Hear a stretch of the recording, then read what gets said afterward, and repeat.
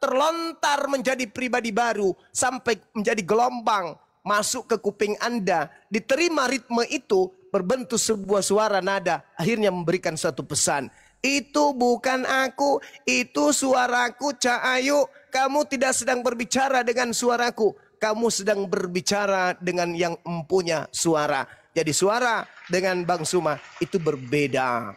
Tapi pada diri Suma ada pabrik kata-kata, yang mana pabrik kata-kata itu berasal dari ide, otak, akal, kemudian dipabrik kemudian oleh lidah, dilantunkan oleh bibir, sehingga Anda punya kuping bisa mendengarkan nada yang keluar dari suara saya, dari mulut saya. Suara saya bukan saya, tapi itu adalah esensi yang berasal dari saya. Yesus bukanlah Tuhan, tetapi itu adalah esensi pribadi yang berasal dari Tuhan. Selesai.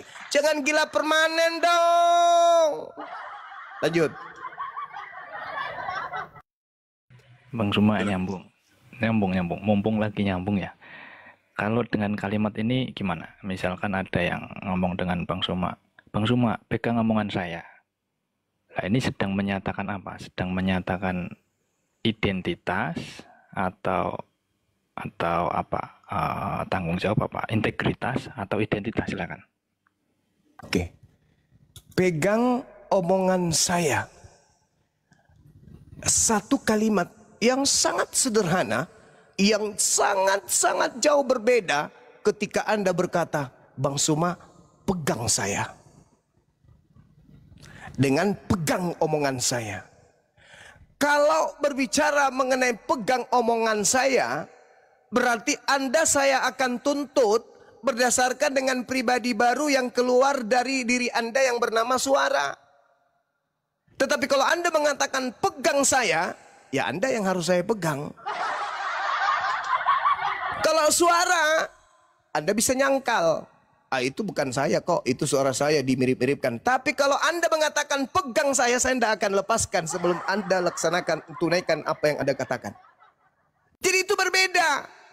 Ketika Anda mengatakan pegang kata-kata saya, itu maksudnya pegang sang sumber suara.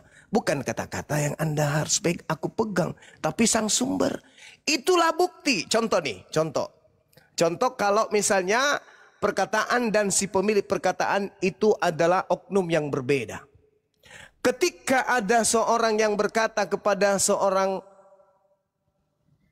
lain, misalnya, lu jelek kali, lu muka lu seperti monyet, dan itu diucapkan di depan umum.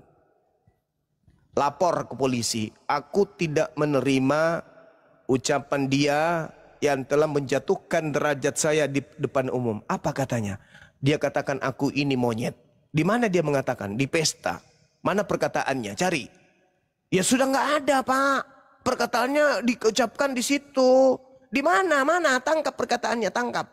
Kan perkataannya yang berkata seperti itu yang masuk di kupingmu dia atau perkataannya? Perkataannya Pak langsung di kupingku. Nah tangkap, di mana itu perkataan? Ya nggak ada lah Pak. Yang mengatakan itu dia. Ya kan yang masuk di kupingmu perkataan atau dia? Perkataan Pak. Ya kita tangkap perkataan. Jangan tangkap dia yang masuk di kupingmu apanya yang masuk di kupingmu? Ya masuk di otakmu itu apanya? Suaranya Pak. Ya udah tangkap suaranya. Enggak Pak dia Pak. Ya artinya beda antara suara dengan pemilik suara. Kalau suara dengan pemiliknya itu sama, yang ditangkap suara aja. Dipenjarakan suara itu, borgol si suara. Biar yang empunya masih tetap menghidupi rumah tangganya. Tapi karena beda.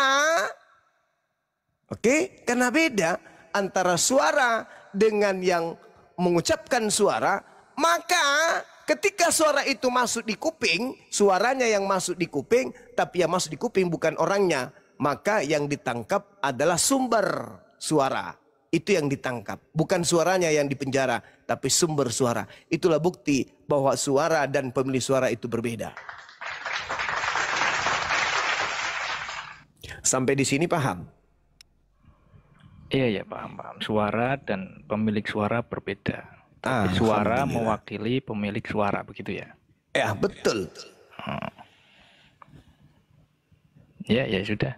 Okay. Suara mewakili pemilik suara ya. Iya.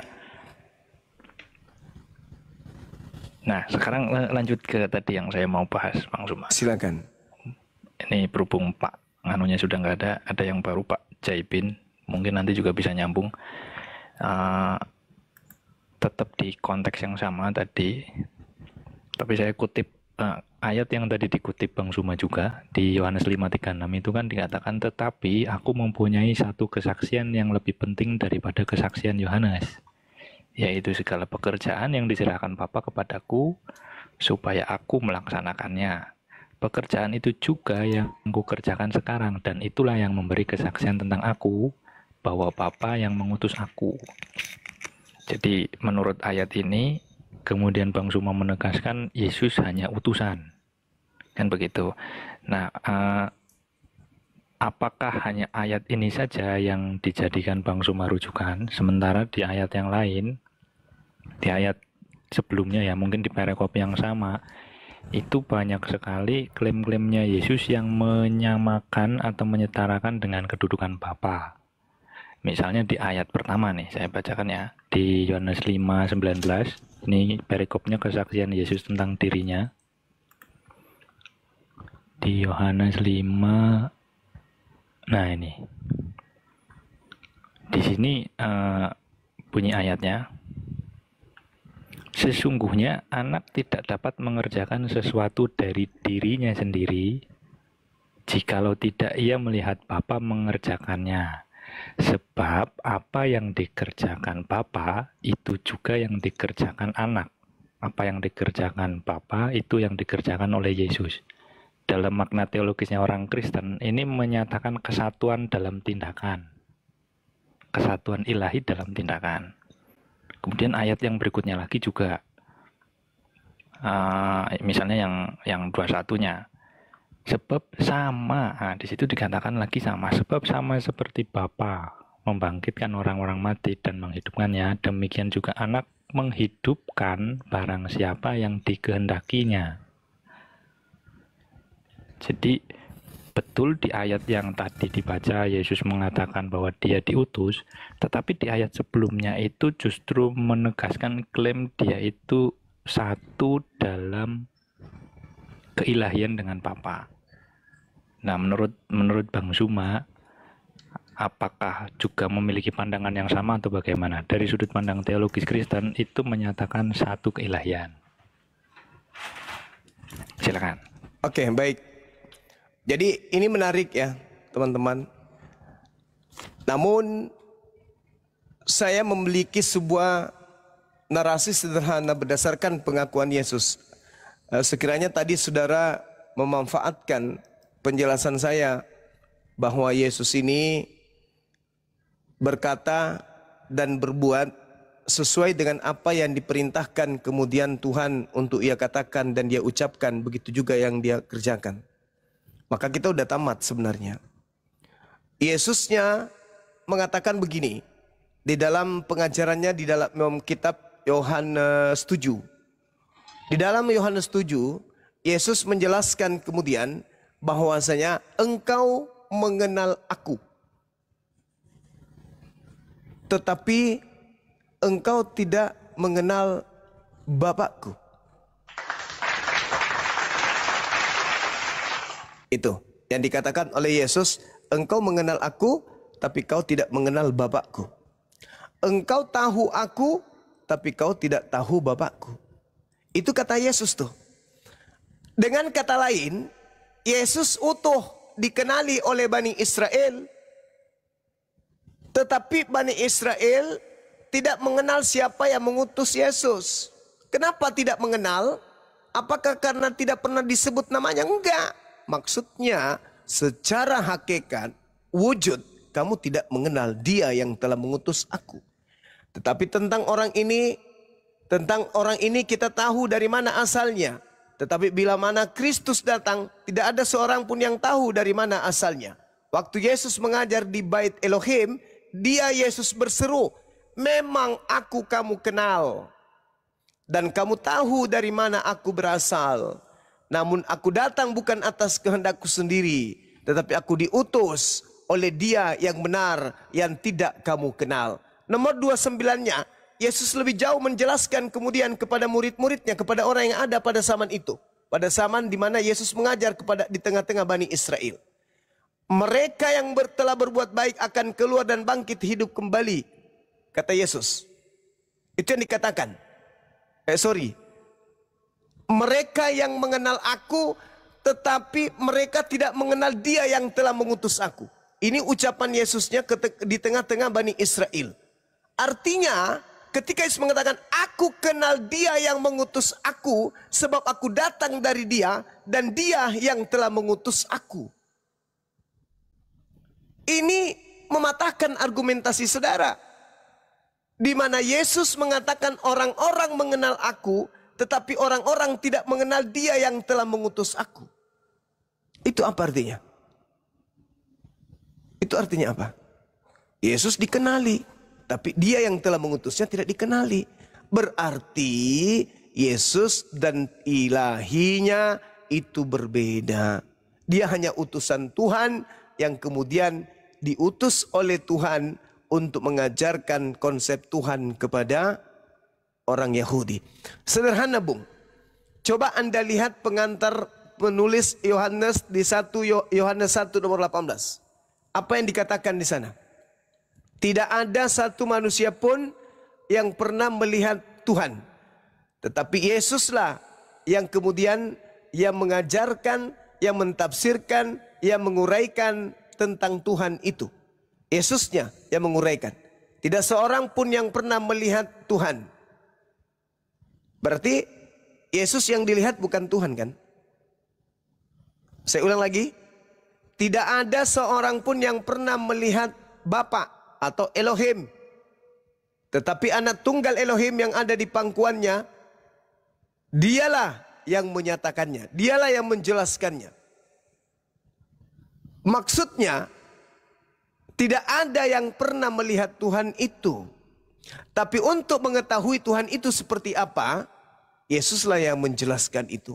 Nah, apa penjelasan Yesus tentang Tuhan? Tuhan satu-satunya ada di langit. Bapakku yang ada di langit, Bapakku yang ada di langit, Bapakku yang ada di langit. Lebih besar daripada aku. Itu yang dimaksud oleh Yesus. Lagian, kalau Anda melihat di dalam Yohanes 5, nomor 29, Yesusnya, Yohanes 8 maksud saya. Yesusnya di sana menjelaskan dengan sangat rinci. Apa yang dikatakan Yesus? Mulai data 16 atau 15. Aku tidak menghakimi seorang pun. Dan jikalau aku menghakimi, maka penghakimanku itu benar. Sebab aku tidak seorang diri. Kalau aku tidak seorang diri, berarti aku berdua. Tetapi aku bersama dengan Dia yang mengutus aku. Dan dalam kitab Tauratmu ada tertulis bahwa kesaksian dua orang itu adalah sah. Akulah yang bersaksi tentang diriku sendiri, dan juga Bapa yang mengutus aku bersaksi tentang aku. Inilah anakku yang kukasihi, kepadanya aku berkenan. Dengarkanlah dia. Itu kesaksian Bapa. Lalu di data nomor 29-nya dikatakan, dan Bapa yang telah mengutus aku, Bapa menyertai aku, Bapa tidak membiarkan aku seorang diri, sebab aku senantiasa berbuat apa yang berkenan kepadanya. Kurang apa lagi penjelasan Yesus ini tentang Tuhannya? Dia tidak seorang diri, tapi dia bersama dengan Tuhannya. Bukan berarti di dalam tubuhnya itu bercongol Tuhan itu, enggak. Tetapi karena dia adalah utusan Tuhan yang senantiasa melakukan apa yang berkenan pada Tuhan, maka dia mengatakan, aku sebagai utusan tidak seorang diri, melainkan aku bersama Dia dengan Dia yang telah mengutus aku. Sederhana itu. Sama ketika dalam Al-Quran surah Al-Ma'idah, Allah mengatakan kepada Nabi Muhammad, dulu aku bersama dengan Bani Israel, inni ma'akum. Allah bersama dengan Bani Israel. Tidak ada masalah. Bukan berarti Tuhan turun ke bumi melata seperti makhluk bersama di tengah-tengah Bani Israel. Enggak, bukan begitu maksudnya. Artinya bersama adalah Tuhan berkenan menyatakan ajarannya kepada mereka Bani Israel melalui duta-duta atau utusan-utusan Tuhan. Saya kira begitu, Bung. Oke. Berarti ya berbedalah dengan sudut pandang kekristenan tentang Yohanes 5 yang tadi. Kemudian tentang Yohanes 14 yang barusan Bang Suma baca, saya kutip ulang ya. Sekiranya kamu mengenal aku, pasti kamu juga mengenal Bapakku. Itu di Yohanes 14:7 yang tadi menurut Bang Suma, masalahnya mereka tidak mengenal Bapa atau orang Kristen tidak mengenal Bapa. Tapi ayat ini bunyinya nggak seperti itu, Bang Suma. Di sini bunyinya, sekiranya kamu mengenal aku, pasti kamu juga mengenal Bapakku. Sekarang ini kamu mengenal Dia dan kamu telah melihat Dia. Lalu Filipus heran. Kata Filipus kepada Yesus, Tuhan, tunjukkanlah Bapa itu kepada kami, itu sudah cukup bagi kami. Kata Yesus kepadanya. Yesus menjawab, telah sekian lama aku bersama-sama dengan kamu, Filipus, namun engkau tidak mengenal aku. Barang siapa telah melihat aku, ia telah melihat Bapa. Bagaimana engkau berkata, tunjukkan Bapa itu kepada kami? Tidak percayakah engkau bahwa aku di dalam Bapa dan Bapa di dalam aku? Apa yang aku katakan kepadamu tidak aku katakan dari diriku sendiri, tetapi Bapa yang diam di dalam aku, dialah yang melakukan pekerjaannya. Ini justru menguatkan pandangan teologis kekristenan bahwa Yesus dan Bapa satu dalam hakikat. Memang berbeda dalam peran sebagai pengutus dan yang diutus sebagai Bapa dan Putra, berbeda dalam peran tapi satu dalam hakikat atau keadaan ilahinya. Ini dari sudut pandang teologi Kristen. Justru ayat ini menguatkan itu, Bang Suma. Oke. Ya, Boleh? silakan. Jadi gini, Yesus itu manusia diutus oleh Tuhan sebagai wakilnya. Ucapannya ucapan Tuhan, pekerjaannya pekerjaan Tuhan. Dia datang sebagai utusan Tuhan. Kalau Anda lepaskan kekristenan Anda, dengan kata lain Anda tidak menyembah sosok yang bernama Kristus, Anda tidak memaksakan ucapan Yesus ini sebagai ucapan Tuhan bahwa Yesus adalah Tuhan. Tadi kan sudah dikatakan bahwa segala firman yang Engkau berikan telah aku sampaikan kepada mereka, dan mereka telah menerimanya, dan mereka percaya bahwa Engkaulah yang telah mengutus aku. Kalau Yesus mengatakan, kalau kamu telah sekian lama engkau bersama-sama dengan aku, Filipus, namun engkau tidak mengenal aku. Barang siapa telah melihat aku, ia telah melihat Bapa. Bagaimana engkau berkata, tunjukkan Bapa itu kepada kami? Apa maksudnya itu? Yesus sebelum Filipus bertanya, Yesus sudah mengajarkan Bapa itu di langit. Bapa yang mengutus aku. Bapa bukan manusia. Suara Bapa tidak bisa kedengar. Nomor Yohanes 5 nomor 37.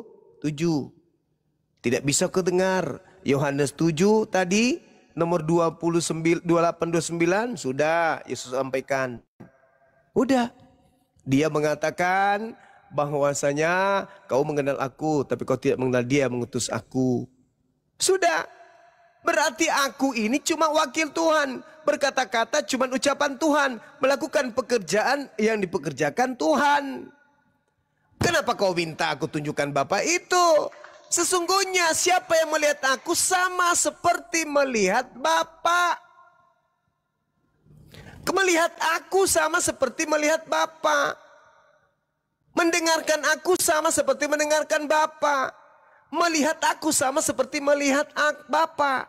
Sebab tidak percayakah engkau bahwa aku di dalam Bapa dan Bapa di dalam aku? Apa yang aku katakan kepadamu tidak aku katakan dari diriku sendiri, tetapi dari Bapa yang diam di dalam aku. Dialah yang melakukan pekerjaannya.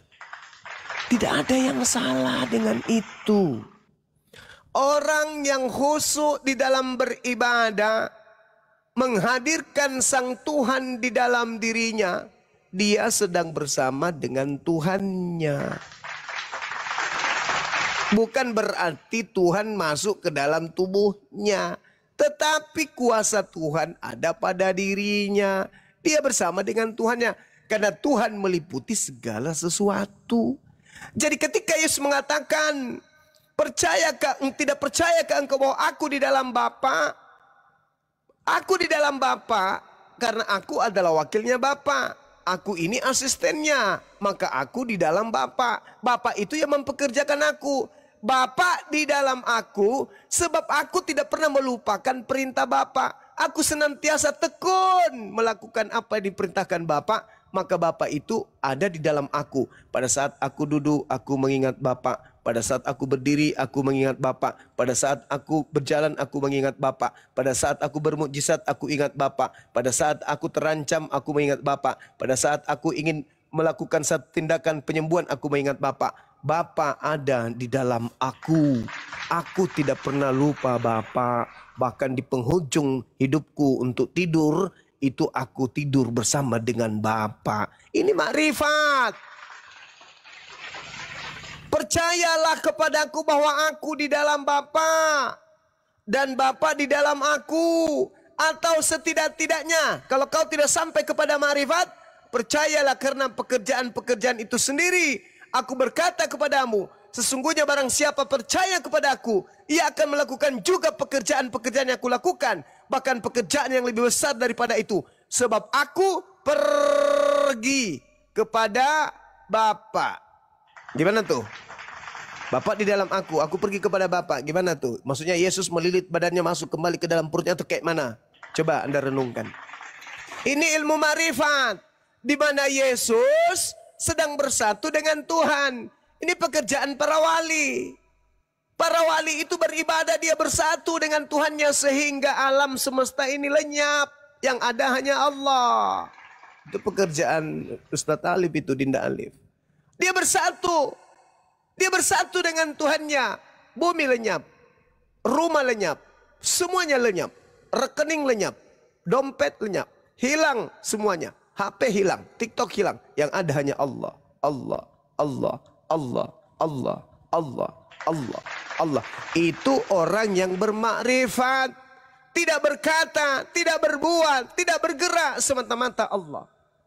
Dia tidak melakukan pekerjaan semata-mata Allah. Ucapan yang keluar dari lisannya semata-mata Allah. Maka siapa yang melihat aku sama seperti melihat Allah. Itu maksudnya. Ini ilmu makrifat. Ini yang diajarkan kemudian oleh Yesus tentang dirinya. Makanya dia bisa berjalan di atas air. Makanya dia bisa menyembuhkan orang buta. Kenapa? Karena dia bersatu dengan sang pemilik penyembuhan. Bukan berarti dia Tuhan.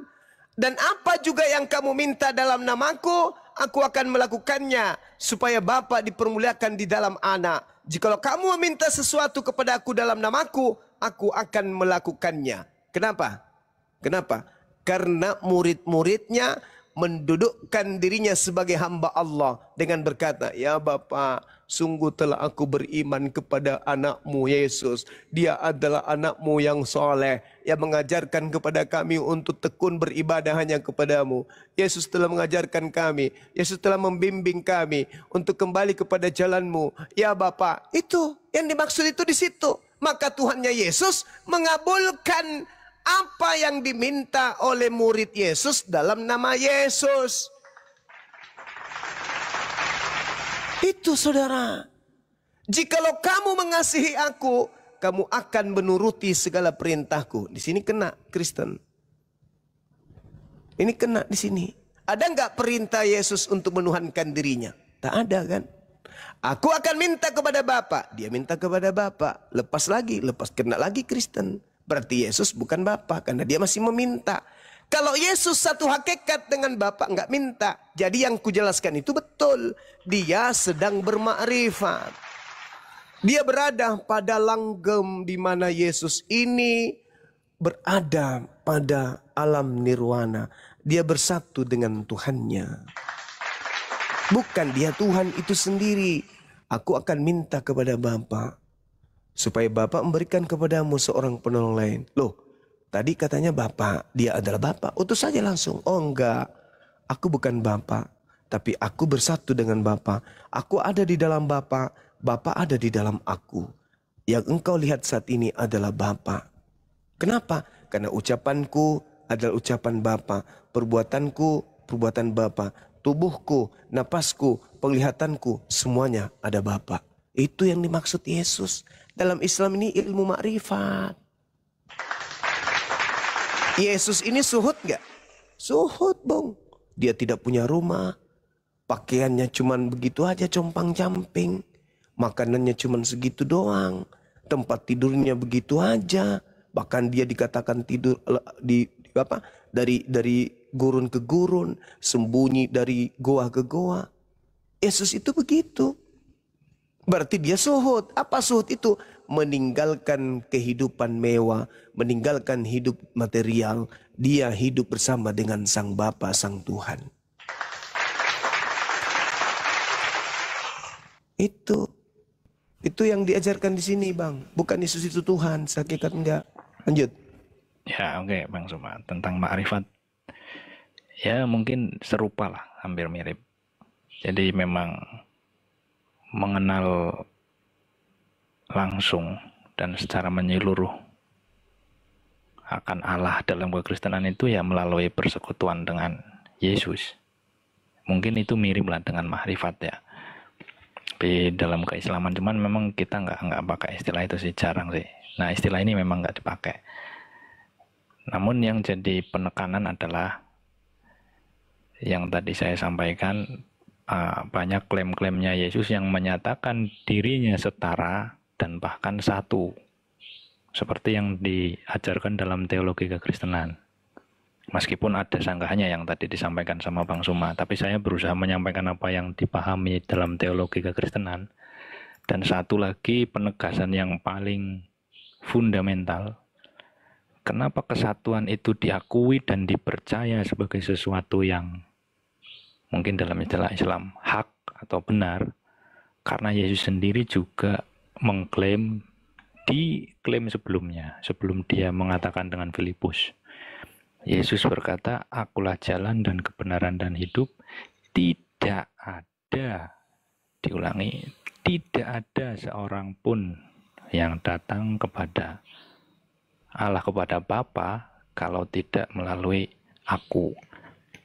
Ini bukan hanya sekedar klaim yang biasa, tapi ini sesuatu yang ilahi. Karena di situ disebutkan tidak ada seorang pun yang datang kepada Bapa kalau tidak melalui aku.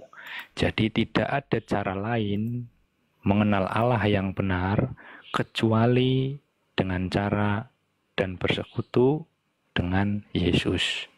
Atau mengenal langsung Allah melalui persekutuan dengan Yesus. Nah, ini dalam teologi kekristenan seperti itu. Yang mungkin tadi dikatakan mirip dengan makrifat. Jika makrifat kan mengenal Tuhan ya. Setahu saya sih begitu. Ya. Jadi gini, Saudara. Makrifat itu jangan disalahartikan bahwa orang yang bersatu dengan Tuhan itu adalah Tuhan. Jangan. Oh, Yesus makrifat berarti Yesus juga Tuhan. Enggak. Murid-murid Yesus juga itu bermakrifat. Sama persis kedudukan Yesus terhadap Sang Ilahi. Di mana murid Yesus itu bermakrifat sama seperti Yesus? Silakan Anda buka kitab Anda di Yohanes 17 nomor 21 minimal. Apa kata Yesus? Supaya muridku menjadi satu sama seperti engkau ya Bapa di dalam aku dan aku di dalam engkau, agar muridku juga di dalam kita, supaya dunia percaya bahwa engkaulah yang telah mengutus aku. Murid-murid juga bermakrifat satu di dalam Bapa. Bukan berarti murid juga Tuhan. Kami umat Islam bermakrifat. Bang Arif bersatu dengan Tuhan. Bang Suma satu dengan Tuhan. Dinda Felix satu dengan Tuhan. Dinda Olia satu dengan Tuhan. Kuriasmoto satu dengan Tuhan. Bukan berarti orang-orang ini semuanya adalah Tuhan. Ini yang disampaikan Yesus. Supaya muridku semua menjadi satu sama seperti engkau ya Bapa di dalam aku dan aku di dalam engkau, agar mereka juga di dalam kita. mereka muridku juga di dalam kita. Kalau yang dimaksud Yesus di dalam Bapa, Bapa di dalam Yesus, Yesus memandang Bapa adalah satu, adalah hakikat satu, maka murid-murid Yesus juga bagian daripada satu hakikat tersebut. Celaka itu. Ini yang dimaksud marifat. Bro Admin pun bisa bersatu dengan Tuhan pencipta langit dan bumi kalau Anda memenuhi syarat, yaitu melakukan apa yang menjadi perintahnya. Baru bermakrifat. Turuti perintah, baru bermakrifat. Jangan bermakrifat, melanggar perintah. Itu nggak akan nyambung. Jadi saudara, Yesus ini adalah seorang muslim yang taat.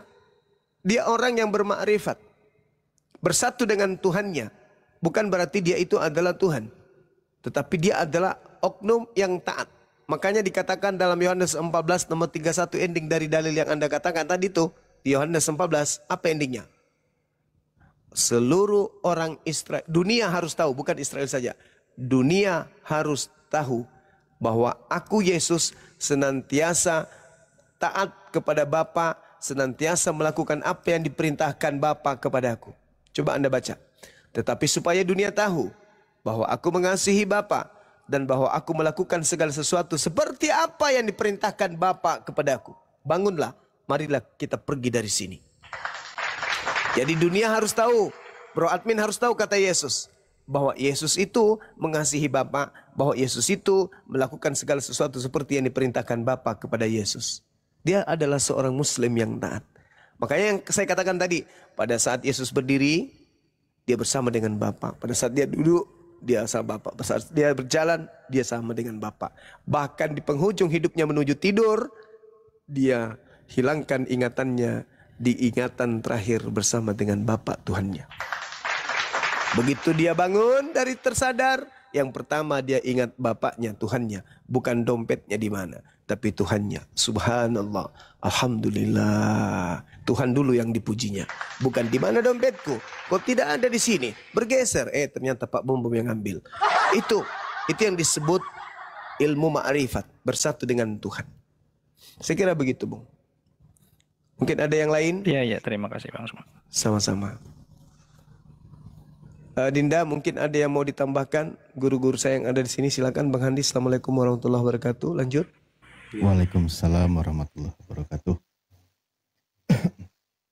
Ya, saya rasa di sini sebenarnya Bro Admin sudah paham berkaitan dengan itu, dan itu sangat jelas sekali tadi yang Guru sudah sampaikan ya.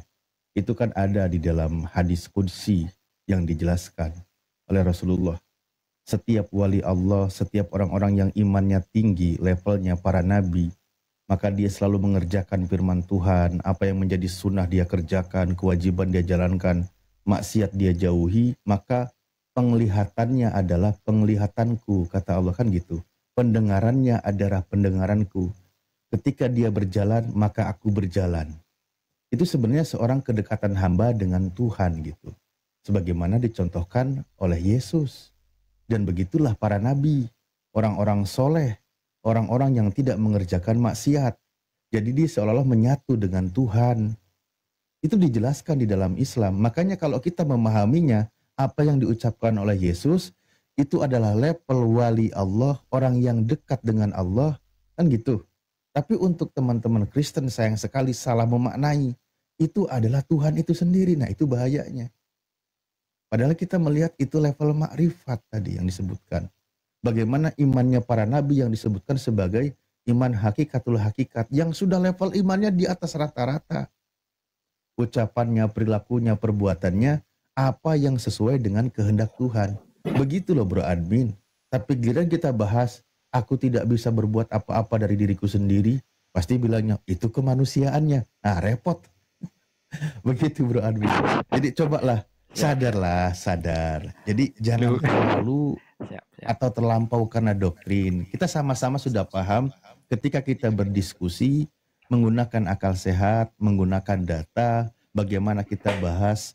Itu sebenarnya masuk di logika Anda. Tapi ya udah terlanjur kali Anda nyaman dengan bara api neraka. Susah.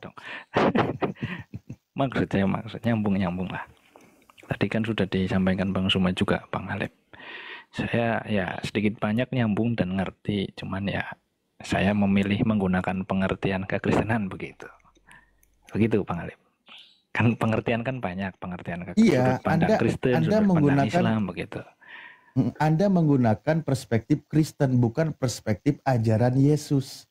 Nah, itu yang nggak masuknya di situ. Coba kembali kepada pengajaran Yesusnya, bukan sudut pandang orang Kristennya. Ya, begitu, ya, bro. ya. Ya, oke lah, silakan dilanjut lagi. Siap. Oke, ini ada yang baru naik. Saya sapa dulu. Assalamualaikum warahmatullahi wabarakatuh, Bang Handi, monitor.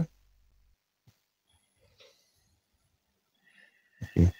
Oh, jadi banget. Daniel monitor, Bang Daniel, Pak Daniel, Bro Daniel. Halo.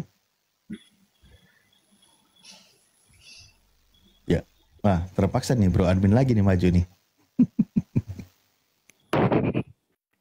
Biasanya kalau Bang Zuma itu banyak yang antri. Loh, Aku aja banyak ini yang antri. Yang dinaikin ya aja. Begitu tadi begitu jelasnya, begitu gamblangnya apa yang dijelaskan oleh Bang Zuma. Disitulah pengajaran Yesus. Kalau kita lihat ya, bagaimana dia itu sedang menata hati, sedang menata rohaninya orang-orang Yahudi, di mana awalnya mereka hanya harfiah saja memahami kitab Taurat, firman Tuhan. Yesus datang memperbaiki lebih jauh. Nah, sayangnya untuk Kristen memahaminya berbeda. Sedang menata hati orang-orang Yahudi sehingga level keimanannya itu dinaikkan, malah oleh Kristen diimaninya, nah dia itu Tuhan. Karena dia berkata itu seolah-olah dia itu Tuhan atau selevel dengan Tuhan. Nah, itu bahayanya. Padahal Yesus sendiri sudah mewanti-wanti dengan perkataannya, dengan ucapannya. Firman yang dia sampaikan aja dia berkata, bukan dari diriku sendiri. Jadi semuanya itu bukan dari dia. Dia itu hanya menyampaikan apa yang difirmankan oleh Tuhan. Kan begitu bro admin. Coba kembali kepada ajaran Yesus. Bagaimana prinsip dan dasar yang harus dipegang tentang Yesus. Lalu nanti sesuaikan kalimat-kalimat Yesus. Di mana tidak mendobrak apa prinsip dasar yang diucapkan oleh Yesus. Kan gitu. Kalau di Islam itu misal ketika di dalam ajaran Islam ada tentang Nabi kami, Nabi Muhammad SAW itu tetap dia itu dikatakan sebagai hamba Allah yang menyampaikan firman, yang menerima firman. Ketika nanti umat Islam mendengar ucapan Rasulullah yang begitu hebat, yang begitu levelnya sangat tinggi, itu tetap dalam ranahnya sebagai manusia utusan Tuhan. Di situ cara memahaminya. Begitu juga Yesus dan begitu juga nabi-nabi yang lain. Begitu loh bro. Iya Bang Alif, ya itu kan di dalam keislaman itu tentang Nabi Muhammad kan sudah jelas. Cuman memang di kekristenan ini kemasan untuk Yesus memang dibikin berbeda Bang Alif. Saya rasa bukan dibikin berbeda, dikemas ulang. Ya kemasannya dibikin berbeda kan sama aja tak.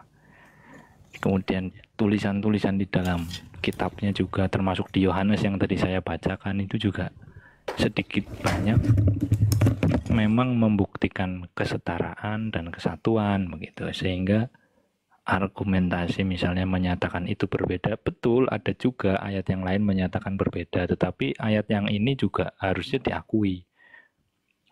Nah, saya dari sudut pandang ini saling melengkapi bukan pertentangan, sehingga saya percaya ketika Yesus mengatakan sama seperti Bapa,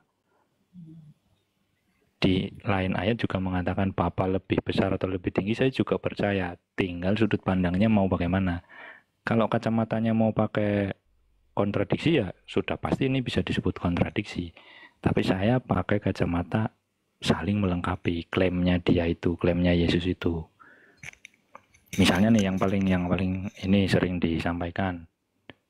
Klaimnya Yesus sama seperti Bapa membangkitkan orang-orang mati dan menghidupkannya, demikian juga anak menghidupkan barang siapa yang dikehendakinya. Jadi klaim yang kayak gitu juga kan harusnya diakui, karena itu memang ditulis di perjanjian baru atau di kitab sucinya.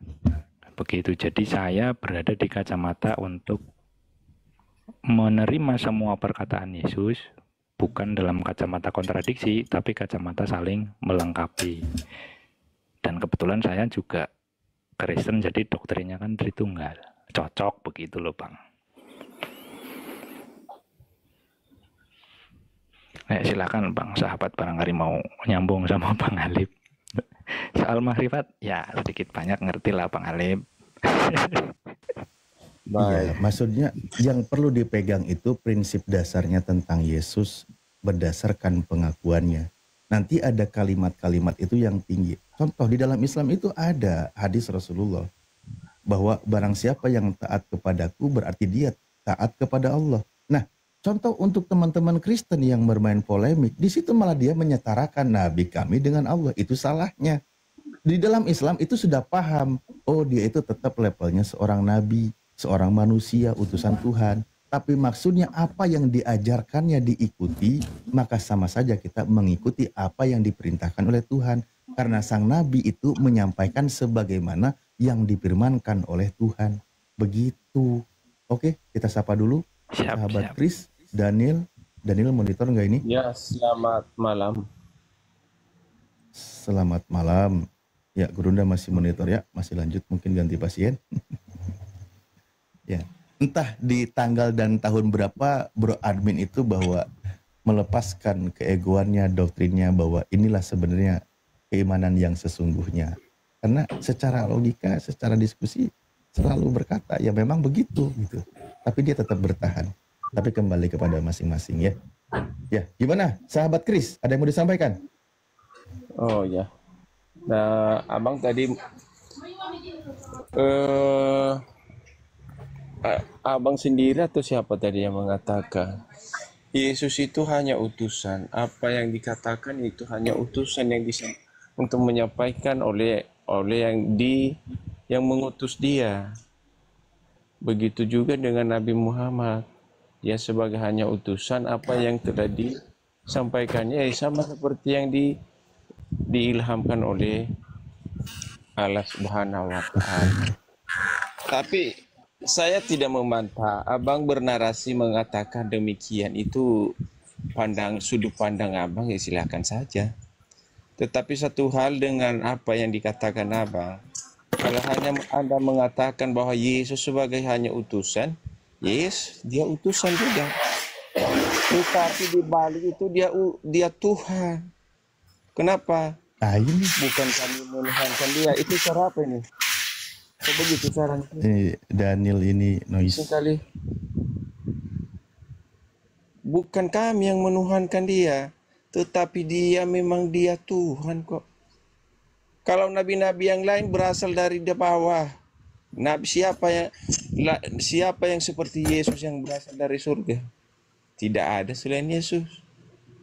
Nabi Adam dia ciptakan dari debu tanah. Nabi Musa itu yang lebih terkenal juga. Itu hanya ciptaan. Anak manusia berasal dari bawah, dari dunia ini. Yesus itu berasal dari surga, dia anak Allah. Mukjizatnya tidak ada yang sebandingan dengan dia. Ya, Allah SWT Muhammad, apa mukjizat yang dilakukan? Tidak ada kalau dia berkuasa di dunia ini. Sama sekali tidak ada kalau kita bandingkan dengan itu. Itu yang perlu diragukan. Gurunda mau masuk lagi, Gurunda. Ya, perlu diragukan itu. Allah SWT mengatakan, kalian orang-orang Muslim mengatakan Allah.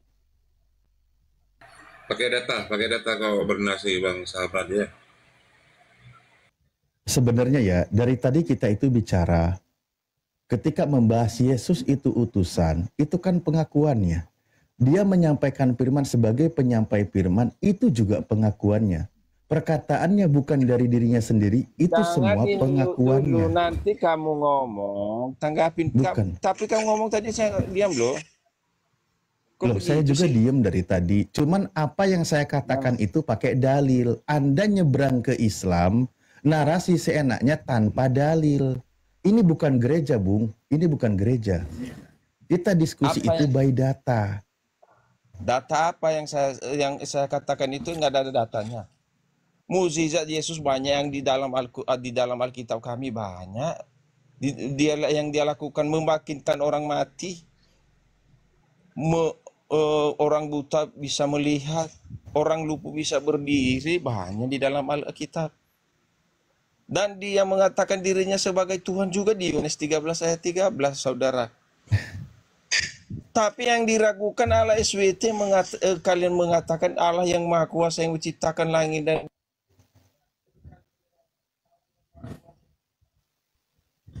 Oke. Mumpung Gurunda mau balik mumpung lagi, Gurunda? Mas. Ya bro. Bang Alif, kekuasaannya aku izin turun ya. ada sampai sekarang yang dirasakan oleh Oh manusia. iya, siap. Terima kasih Bu Ade. waktunya, terima kasih ilmu Itu yang makrifatnya. diragukan saudara-saudara. Selamat malam. Akan. Ayat yang sangat jelas dengan tegas di dalam Al-Quran, Allah pencipta alam semesta dan sebagainya, engkau katakan ragukan. Tapi sebenarnya Anda tidak perlu meragukan, Anda membatakun itu hak Anda. Karena Anda sebagai Kristen. Tapi masalahnya adalah Anda menarasikan sesuatu yang berlawan dengan apa yang tertulis di dalam Al-Quran. Jangankan Al-Quran, Bible sendiri pun Anda bantah ternyata. Kan gitu. Pengakuan Yesus dengan jelas. Dia berkata, aku tidak bisa berbuat apa-apa dari diriku sendiri. Aku menghakimi sesuai dengan apa yang aku dengar. Dan penghakimanku adil. Sebab aku tidak menuruti kehendakku sendiri. Melainkan mengikuti kehendak Dia yang mengutus aku.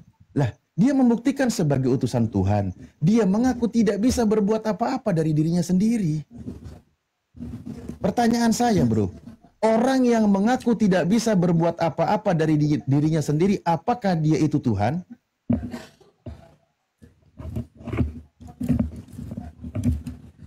Jangan narasi liar gitu loh ngomongnya. Dah? Enggak. Iya, Udah bisa pertanyaan tanggapi. saya, orang yang sedang bersaksi tentang dirinya, dia mengaku tidak bisa berbuat apa-apa dari dirinya sendiri, apakah dia itu sebagai Tuhan? Dah? Boleh saya tanggapin? Boleh saya tanggapin? Udah bang, dijawab bang. Kok diam bang? Ya boleh saya tanggapin. Ya itu dijawab pertanyaan saya. Iya, nanti ini mau saya jawab. Boleh saya tanggapin? Jangan tanya jawab begitu, nggak boleh. Kalau tanya jawab saya bertanya juga nanti sama Anda. Ya nanti saya jawab. Begini saudara. Nggak, jawabannya nggak seperti itu. Pertanyaannya nggak seperti itu. Nggak masuk karena begini. Harus kita tahu Yesus itu dari mana. Kalau Anda mengatakan tadi, dia tidak berbuat dengan dirinya sendiri. Tidak ada kuasa darinya sendiri. Dia berkata dalam keadaan manusianya. Kenapa dituhankan? Kenapa dia Tuhan? Dia itu firman Allah yang telah menjadi manusia. Firman perkataan Allah itu sendiri. Berarti kalau perkataan Allah atau firman ya Allah itu sendiri, saudara-saudara. Kamu mengatakan Iya, pertanyaan tadi, saya Allah bang, pertanyaan saya. Ketika dia mengaku seperti itu, tidak bisa berbuat apa-apa dari dirinya sendiri, apakah pengakuan dia sebagai Tuhan atau bukan Tuhan? Dia berkata dalam keadaan kemanusiaannya, Bang. Berarti bukan Tuhan kan? Dia Tuhan dan dia manusia. Ya, kenapa jadi berbelit? Karena dia punya dua natur. Nah, ketika dia menjawab seperti itu, dia bukan Tuhan. Hah? Ketika dia menjawab seperti itu, ketika dia berkata seperti itu, dia bukan Tuhan. Tuhan. Nah, berarti Dia Tuhan berkata tidak bisa itu berbuat apa-apa dari dirinya sendiri. Makanya Bang, begini Bang, nggak boleh bertanya jawab seperti itu. Kalau hanya bertanya jawab dengan seperti Ya itu, karena Anda memaksakan manusia dituhankan. Anda itu memaksakan manusia jadi Tuhan dan memaksakan Tuhan jadi manusia. Ya begini jadinya. Ini Bang, nggak ada titik temu. Karena saya bertanya juga, kalau Anda mengatakan tadi Allah SWT menciptakan langit dan bumi, sedangkan Allah SWT mengatakan apa? Apa yang dikatakan di situ? Allah negeri Mekah. Dia hanya Allah negeri Mekah, dia di negeri Mekah, saudara-saudara. Lah kalau kitabmu Tuhan Israel, berarti Tuhanmu hanya untuk Israel. Allah Abraham, Ishak dan Yakub. Sedangkan ketika di dalam kitabmu dikatakan Tuhan Israel, berarti di situ Tuhanmu hanya untuk Israel, begitu. Dalam kitabmu mengatakan Tuhan Israel, Tuhan Israel, Tuhan Israel, berarti Tuhanmu hanya untuk levelnya orang Israel.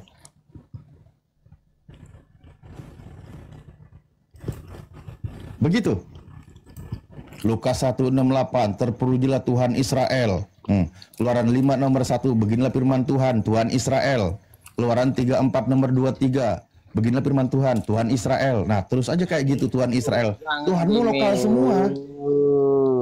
Yesus berkata apa yang dikatakan, pergilah beritakan Injil ke seluruh makhluk di seluruh dunia. Itu juru Memang dia gereja. datang untuk orang-orang Bani Israel pada saat itu, hanya sebatas itu kemampuan pada saat itu. Makanya aku Yesus datang mengaku kepada diutus bangsa untuk Israel. siapa?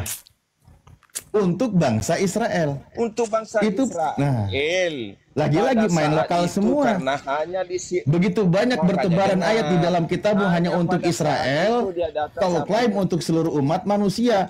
Ada satu ayat Al-Quran mengatakan Tetapi Rasulullah dia diperintahkan mengatakan, menyembah Tuhan pemilik negeri ini. Kau katakan Allah hanya untuk negeri Mekah. Padahal di dalam Islam dikatakan Allah itu Tuhan semesta alam. Inilah Semesta koplak alam namanya untuk negeri menolak Mekah. waras. Enggak, dia hanya Allah negeri Mekah. Allah semesta, Allah negeri Mekah. Bagaimana dia menciptakan langit dan Hanya bumi? Bumi yang tak menyembah, ada. bukan Dia baru Allahnya muncul hanya sebelum untuk abad negeri ke-7. Mekah. Guys, dia baru muncul loh bang, baru abad ke-7. Dan nama Allah SWT Mulai. sebelum abad ke-7 tidak ada. Gurunda ini monitor kayaknya Gurunda. Fadil Gurunda. Tidak ada. Ya, sebelum abad ke-7 kemana Allah SWT-mu? Loh, Allah itu ada, nggak kemana-mana. Ya kalau begitu Tuhanmu baru ada di abad pertama. Sebelum dia lahir, belum ada Tuhannya orang Kristen. Ini mah diskusinya jadi main botol-botolan, Tadi ayat Al-Quran disebutkan begitu banyak. Orang musyrikin, orang-orang yang menolak Rasulullah, orang-orang yang tidak percaya terhadap ajaran Rasulullah, ketika ditanya tentang Tuhannya, wala in sa'altahum man khalaqas samawati wal ard. Makanya Ketika ini ditanya kepada mereka siapa pencipta langit dan bumi, mereka akan berkata, la yaqulunallah. Mereka akan berkata Allah Tuhannya. Itu sudah ada. Sekali lagi saya sampaikan, Nabi Muhammad SAW itu ketika dia mengajar, itu bukan mengenalkan nama Tuhan, tapi membersihkan nama Tuhan itu dari praktek kemusyrikan. Kalau Anda barometernya tentang itu, berarti Tuhanmu baru ada di abad pertama. Apalagi dia baru lahir.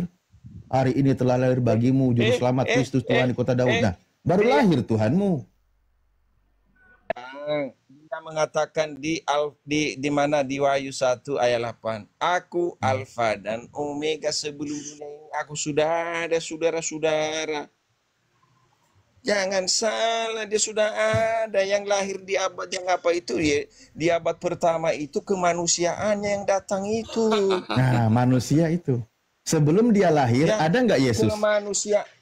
Sebentar. Allah mengambil rupa manusia yang datang ke dunia ini di abad ke-1. Teos aja, Teos. Itu iya. Nah, konsep Yang seperti anehnya ini, konsep baru seperti muncul di ini, abad itu ke-7. hanya ada Tidak dalam ada- ajaran pagan Tidak Yunani. ada data yang sama sekali sebelumnya nama Allah SWT. Ngaku-ngaku pencipta langit dan bumi. Dibilang lagi apa? Aku hanya Allah negeri Mekah, Allah semesta Allah negeri Mekah sampai di situ. Karena Di Mekah dalam itu merupakan tanah kitabmu, yang diberkati. di dalam kitabnya orang Kristen yang menggunakan bahasa Arab, pencipta langit dan bumi disebutnya sebagai Allah. Fil bad'i kana fil bad'i Allah. khalaqalau samawati wal ard. Jadi Allah apa, permulaannya Isa menciptakan dan langit dan Al-Quran. bumi. Oten aja ini yang Tuhannya baru lahir di abad pertama, kebingungan, nggak punya nama Tuhan. Jadi Tuhanmu baru ada di abad pertama, namanya Yesus. Gitu. Coba. Allah Kristen itu baru punya bang, Tuhan di sudah abad ada. pertama, namanya Yesus. Jangan di-mute. Allah itu sudah dipakai sebelum abad pertama pun Allah sudah ada dipakai oleh Musa.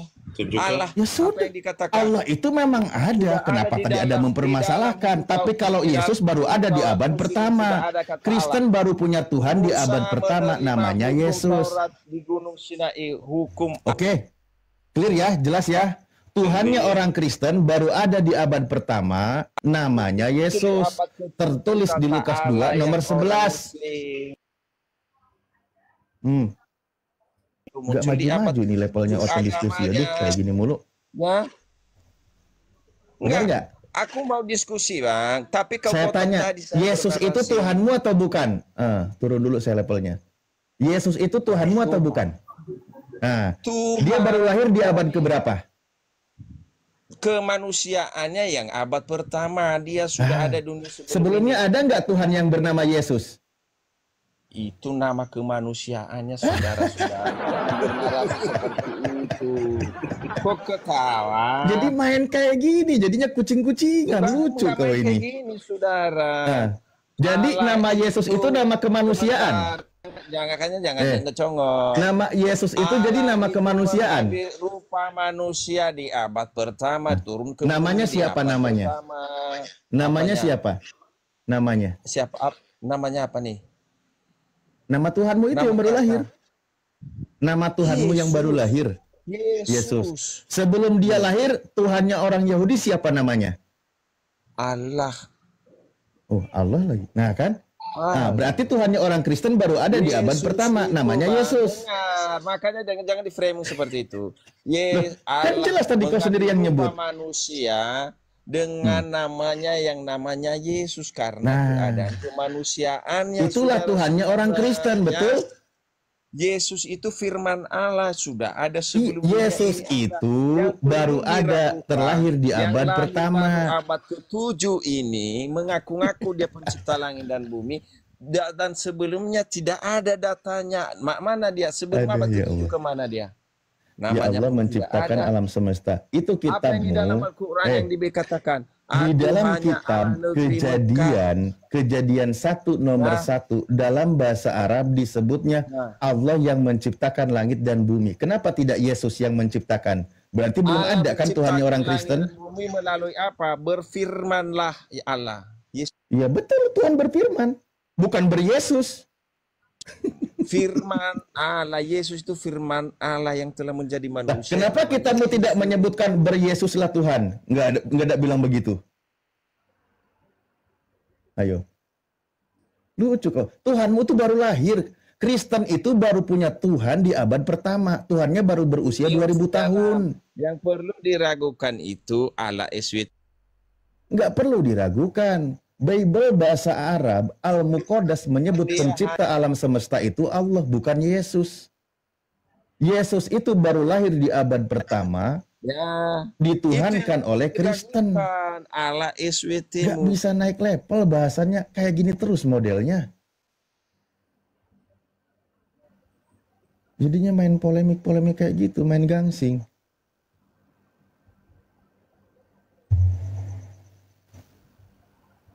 Ya, pastor ini baru naik, Pastor Martin. Siapa ini?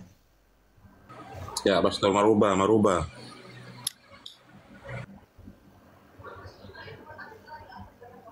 Wah, yang mana lagi? Yang tempo hari bukan ya? Iya, Ustaz. Benar. Iya. Yang dicampur oleh Ustaz Alif itu. Oh, iya. Gimana kabarnya Bang Alif? Selamat malam Pastor, kabar saya baik. Semoga malam ini sudah waras. Ya, mari kita tetap mengingat kebaikan Yesus Allah kita. Yesus Allah kita. Yesus anak Maria. Gimana sih? Ya, enggak apa-apa, itu perspektif masing-masing. Oke, begini. Saya memulai aja deh kalau memang Pak Pastor masih malu-malu. Saya punya pertanyaan, nanti kita kembangkan pembahasannya ya. Yang sering saya ulang-ulang dan banyak orang Kristen yang belum sadar. Bisa nggak dalam iman Kristen menerima penebusan dosa tanpa mengutuk Yesus? Iya. Apa Ya. itu dosa? Pertama dulu, apa itu dosa? Dosa itu pelanggaran akan hukum Tuhan, perintah Tuhan. Oke, ngapain dikutuk? Sudah kita berdosa semua. Pak, Kristen itu kan mengimani penyaliban Yesus itu sebagai penebusan dosa. Benar nggak? Iya, tetapi Anda harus pahami dulu Bang Alif, apa itu dosa? Tadi saya sudah sebut. Terus dalam ajaran pastor itu dosa itu apa, Pak? Iya, dari statement yang Anda ucapkan, kalau Anda paham, Anda nggak akan buat pertanyaan begitu lagi, ulang. Karena ketika Jadi dosa Anda itu apa, Pak? pelanggaran hukum Allah, artinya semua manusia sudah berdosa. Nah, Ya Oke, udah, setelah semua manusia jadi berdosa, udah nggak usah dibawa kemana-mana, Pak. Nah, apa coba kembali faedahnya? kepada pertanyaan saya tadi. Pertanyaan Sehingga saya tadi, orang itulah Kristen yang bisa nggak menjadi mengimani kutuk. penebusan dosa tanpa Bukan mengutuk orang Kristen Yesus? mengutuk. Gantian pendeta merubah, gantian. Lah, kan di dalam kitab Anda yang mengatakan, Galatia 3 nomor 13, Kristus telah menebus kita dari kutuk hukum Taurat dengan jalan menjadi kutuk karena kita sebab ada tertulis terkutuklah orang yang digantung pada kayu salib. Di situ kan sedang mengisahkan Yesus. Ya, karena dia Orang menanggung Kristen kutuk. mengimani, habis ini Bapak bicara ya, orang Kristen mengimani Yesus mati di kayu salib, orang Kristen mengimani dengan matinya Yesus di kayu salib, dosa orang Kristen ditebus. Nah, di waktu yang bersamaan, Yesus dikatakan orang yang terkutuk digantung pada kayu salib. Kan begitu? Sadar Pak? Atau baru paham ini? Sudah? Sudah. Oke. Tadi kan disebutkan dosa adalah pelanggaran hukum Allah. Yesus menanggung kutuk hukum Taurat. Hukum Taurat tadi merujuk kepada hukum Allah. Jadi karena pelanggaran Adam dan Hawa dan keturunannya, maka Allah memberikan rekonsiliasi melalui Kejadian 3 ayat 15 agar manusia bisa diselamatkan. Oleh karena itu Yesus siap menanggung resiko akibat daripada pelanggaran itu, sehingga ia menjadi manusia dan dia disebutlah menjadi juru selamat. Itu dia. Jadi kalian itu terlalu fokus kepada masalah terkutuk atau lain. Kalian tidak memahami esensi peristiwa itu. Begitu Bang Alif. Justru banyak orang-orang Kristen yang selama ini melupakan yang terkandung ucapan Paulus di Galatia 3 nomor 13. Karena di situ Paulus sedang memposisikan Yesus sebagai orang yang terkutuk. Padahal Yesus orang yang tidak berdosa, Yesus orang yang tidak bersalah. Dalam doktrin iman Kristen percaya Yesus Tuhan mati di kayu salib, lalu dia menebus dosa dan seterusnya, kan gitu. Di waktu yang bersamaan, posisi Yesus itu sebagai yang terkutuk. Nah, dosa-dosa yang dilakukan oleh manusia diberikan kepada Yesus dan Yesuslah yang menanggung kutuk tersebut. Jadi ajaran orang Kristen itu dosanya diserahkan kepada Yesus, Yesus itulah yang menjadi terkutuk. Yang awalnya orang lain terkutuk diberikan kepada Yesus, lalu Yesus terkutuk mati digantung pada kayu salib. Kan begitu konsep ajaran Kristen. Makanya tadi saya bertanya, bisa nggak orang Kristen menerima pengampunan dosa, penebusan dosa tanpa mengutuk Yesus? Itu nggak akan bisa memang. Cuman akan berbelit berputar-putar jawabannya. Nanti kalau Gurunda sudah monitor boleh masuk ya. Kayaknya nggak di-mute, Bunda. Monitor, Bunda. Ya, begitu kan Pak Pastor?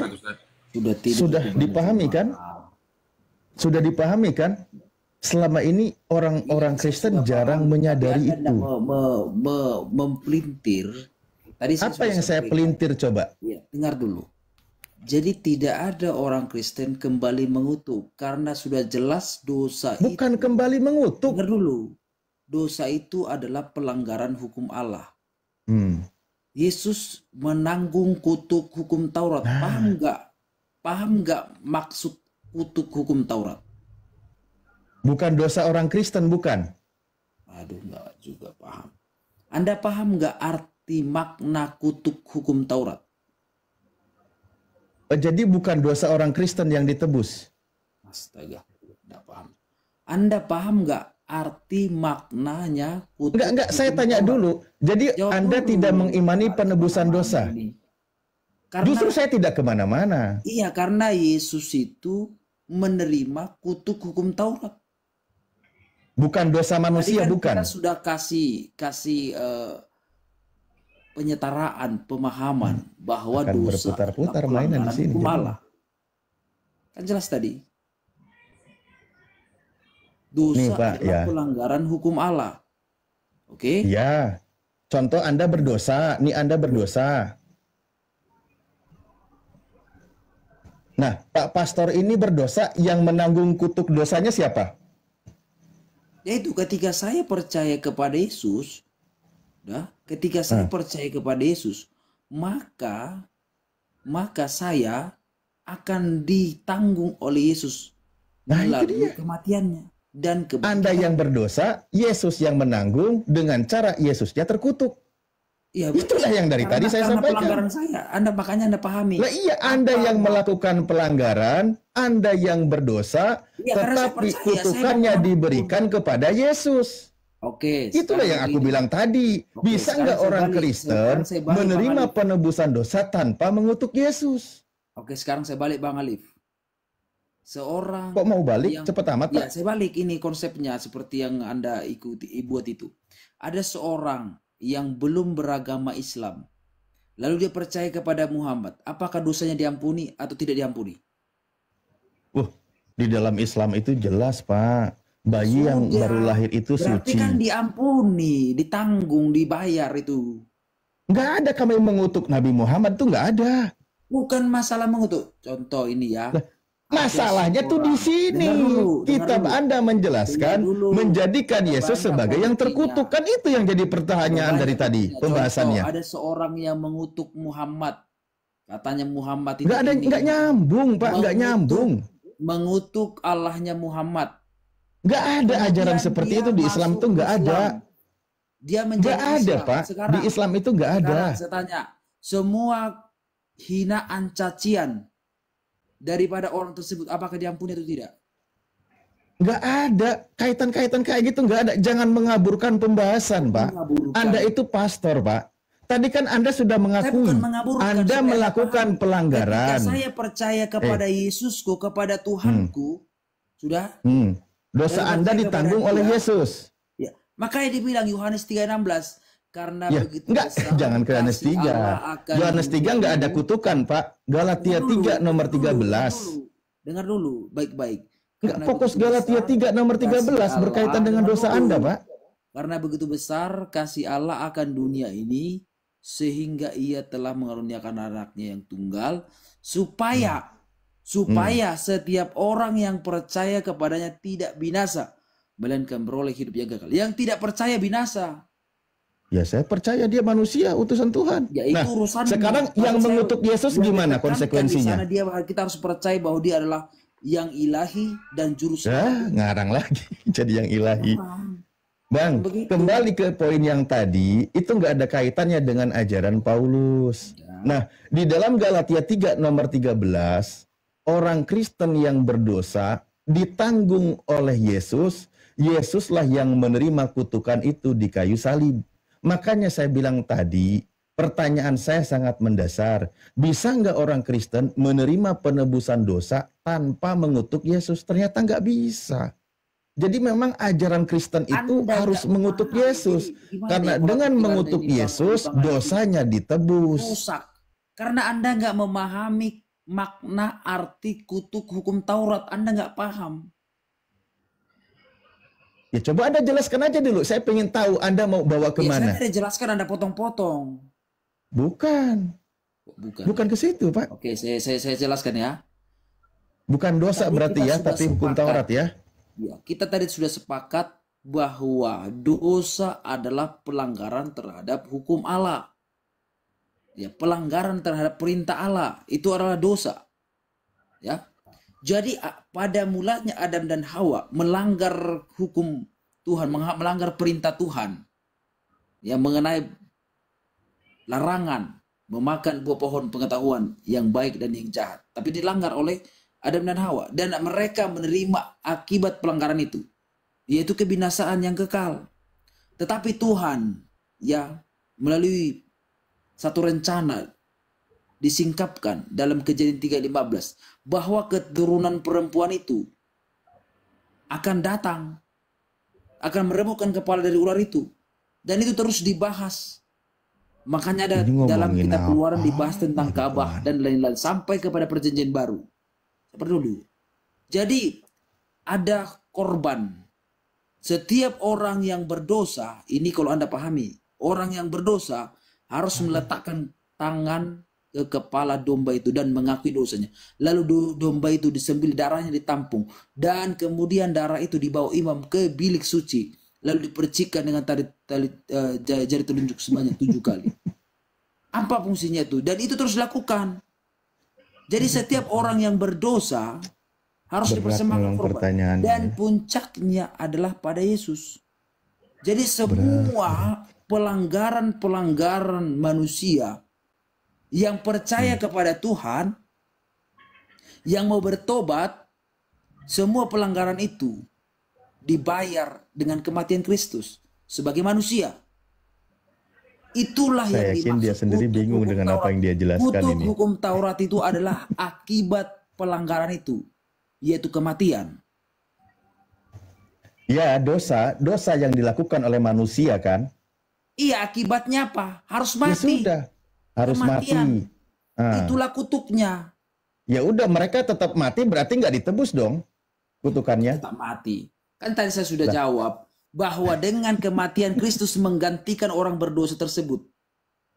Lah Manusia itu akhirnya orang berdosa yang percaya kepada tersebut. Yesus memperoleh keselamatan karena Kacau ini, akibat bener-bener dah. kutuk itu tidak lagi ditanggung oleh manusia itu yang percaya kepadanya, tetapi ditanggung oleh Yesus sebagai manusia. Nah, itulah yang dari tadi poinnya ke situ, Pak. Iya. Maka yang menanggung Makanya kutukan Anda orang katakan berdosa itu adalah bagaimanakah- Yesus. Ya, Anda Jadi kan bilang sekian bahwa banyak miliar orang di muka bumi ini yang berdosa, melanggar hukum Tuhan, itu semua ditimpakan kepada Yesus. yang Jadi percaya Yesus kepadanya, dijadikan bukan manusia yang semuanya, paling berdosa Bang dan Ali, paling jangan sesat terkutuk. Anda. Itu yang dari tadi kita Kan bahas tuh di jelas Yohanes sini. 3:16, supaya setiap orang yang percaya kepadanya tidak binasa. Bukan dikatakan semua orang yang nggak percaya tuh yang percaya, pokoknya semuanya kalau asal dan masuk Ya itu surga. kalau bahas Begitu. Yohanes 3:16, yang kita bahas itu ajaran Paulus. Galatia 3 nomor Ya, saya 13. menekankan maksudnya kok ajaran Paulus. Emangnya Yohanes 3:16 ajaran Paulus?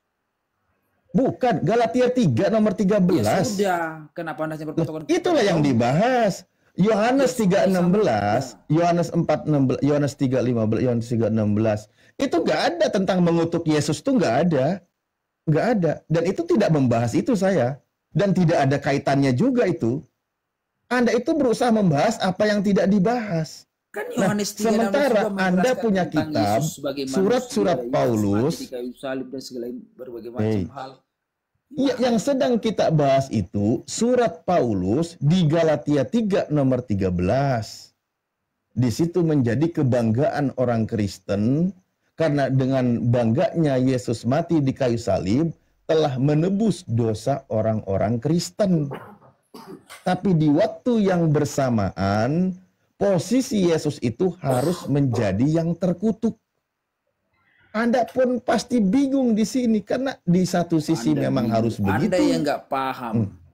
Tadi sudah jelas. Tadi saya Anda sudah katakan setuju bahwa dengan saya. Yesus itu terkutuk karena menanggung kutuk hukum Taurat. Anda paham nggak kutuk hukum Taurat?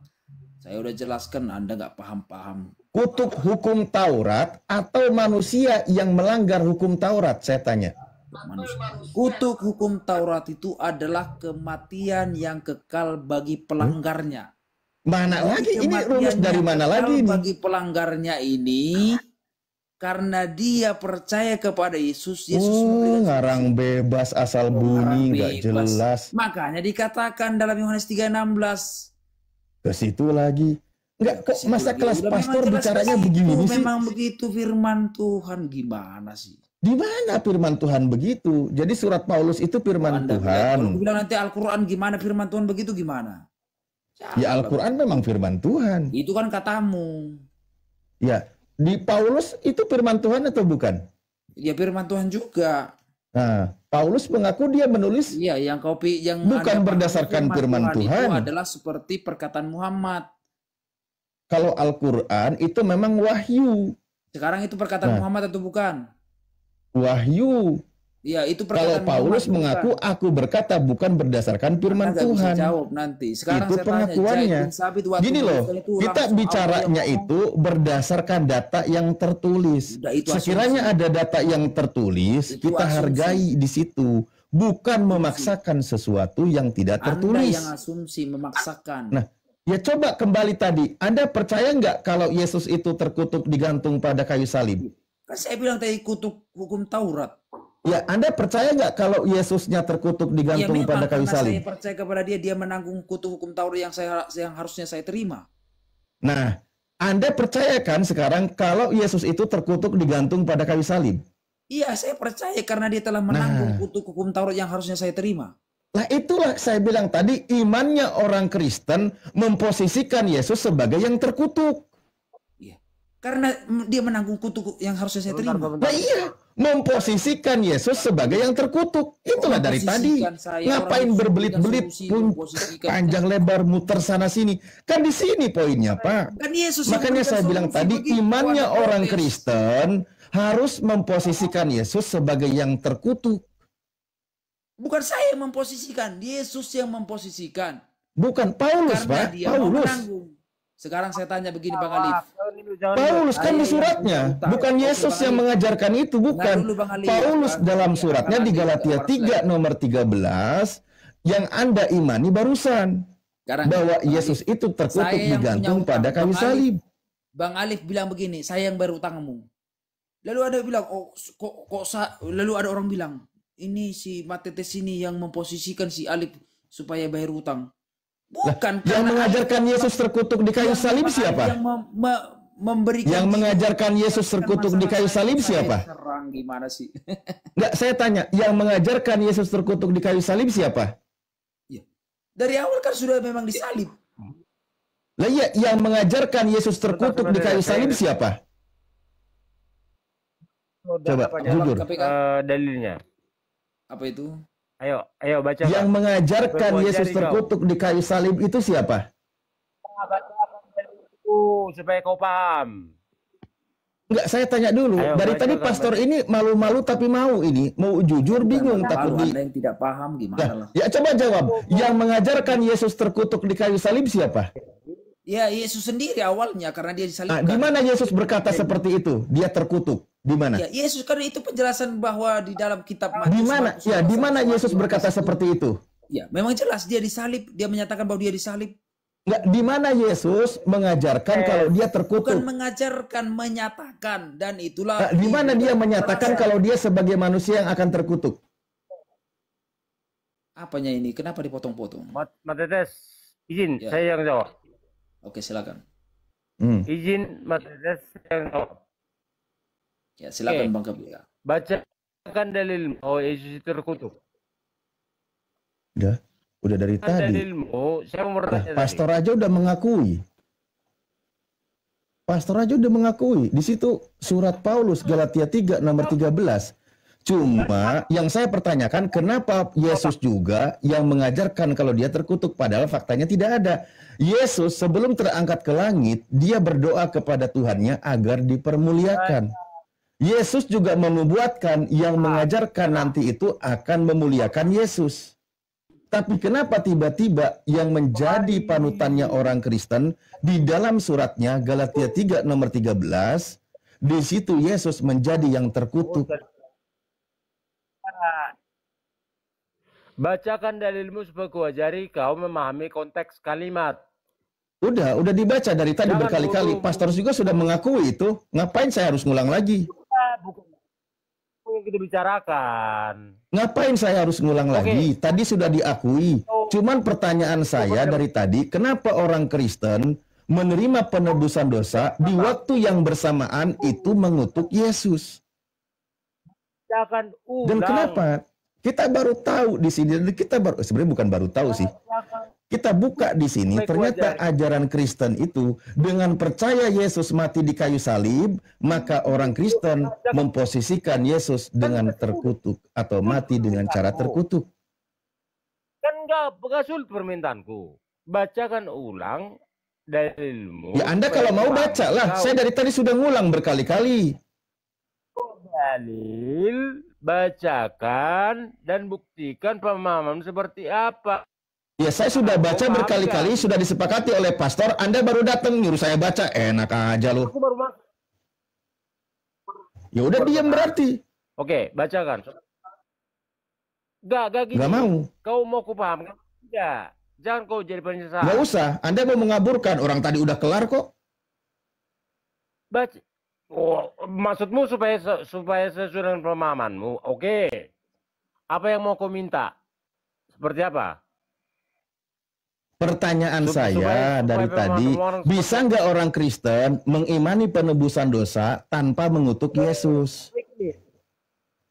Oke, maksudnya gini. Apa kau mau pingin paham atau kau mau memframing? Siapa yang memframing? Menyadarkan Kristen?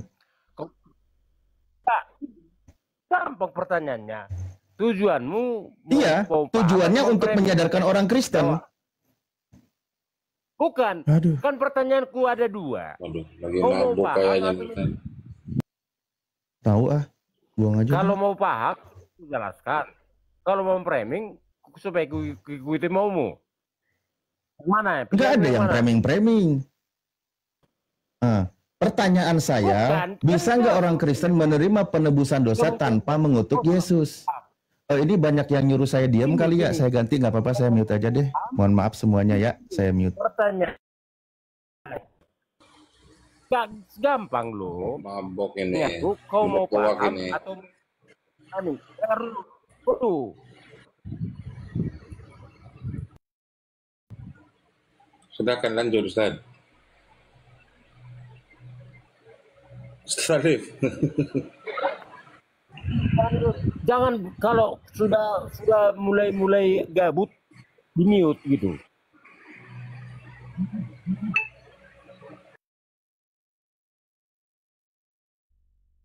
Jangan di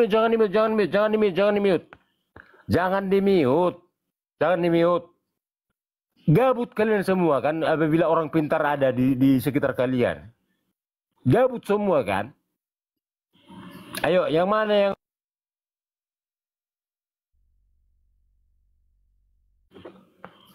Ya, yang paling di waktu yang bersamaan saya sedang melatih emosi saya menghadapi Oten Longor. Di waktu yang bersamaan nyuruh saya diam, nyuruh ganti. Jadi ya mendingan saya diam aja lah daripada pusing-pusing. orang pertanyaan aja nggak bisa.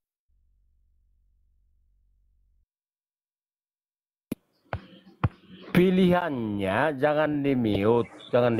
Pilihannya mau paham atau mau framing. Kan simpel. Diam kalian semua kan?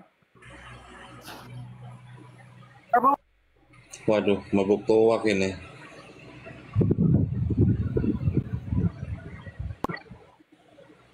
Jangan dibiasakan yang seperti ini. Edukasi. Kok diam semua?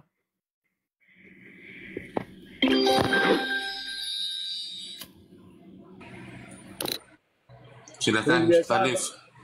Memecah belah. Mau cari koin, jangan harus memecah belah loh. Ini mabok ini orang ini.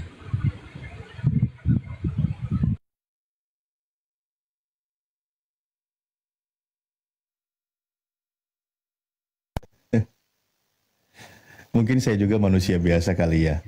Waduh, silakan ini. Lagi sabar-sabarnya ngadepin Oten yang Longor, yang Muslim di bawah typing, saya suruh diam ganti yang lain. Aduh, ya udah deh, mendingan saya diem aja.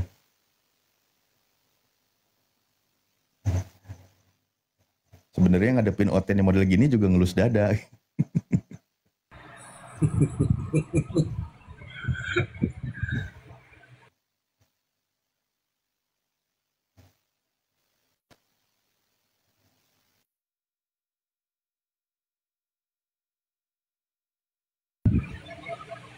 Silakan Bang Rubah. Lanjut. Ya. Kang Dito, monitor Kang Dito. Kalau Kang Dito kami dua kayak ular kobra kemarin. Assalamualaikum, masih di tempat keramaian di rest area. Waalaikumsalam warahmatullahi wabarakatuh. Ya dengan Kang Dito kami kemarin Bang Alif udah kayak ular kobra Bang, saling sembur Bang, jadi nggak enak Bang.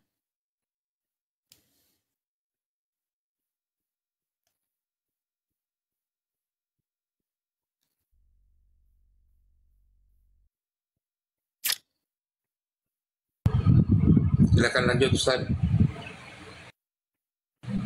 Burunda masih jauh dari berangkat aja. Ya, udah. Tadi udah jujur dia. Sudah qalul adim, selesai. Percaya. Melimpahkan kutuk kepada Yesus. Udah tamat.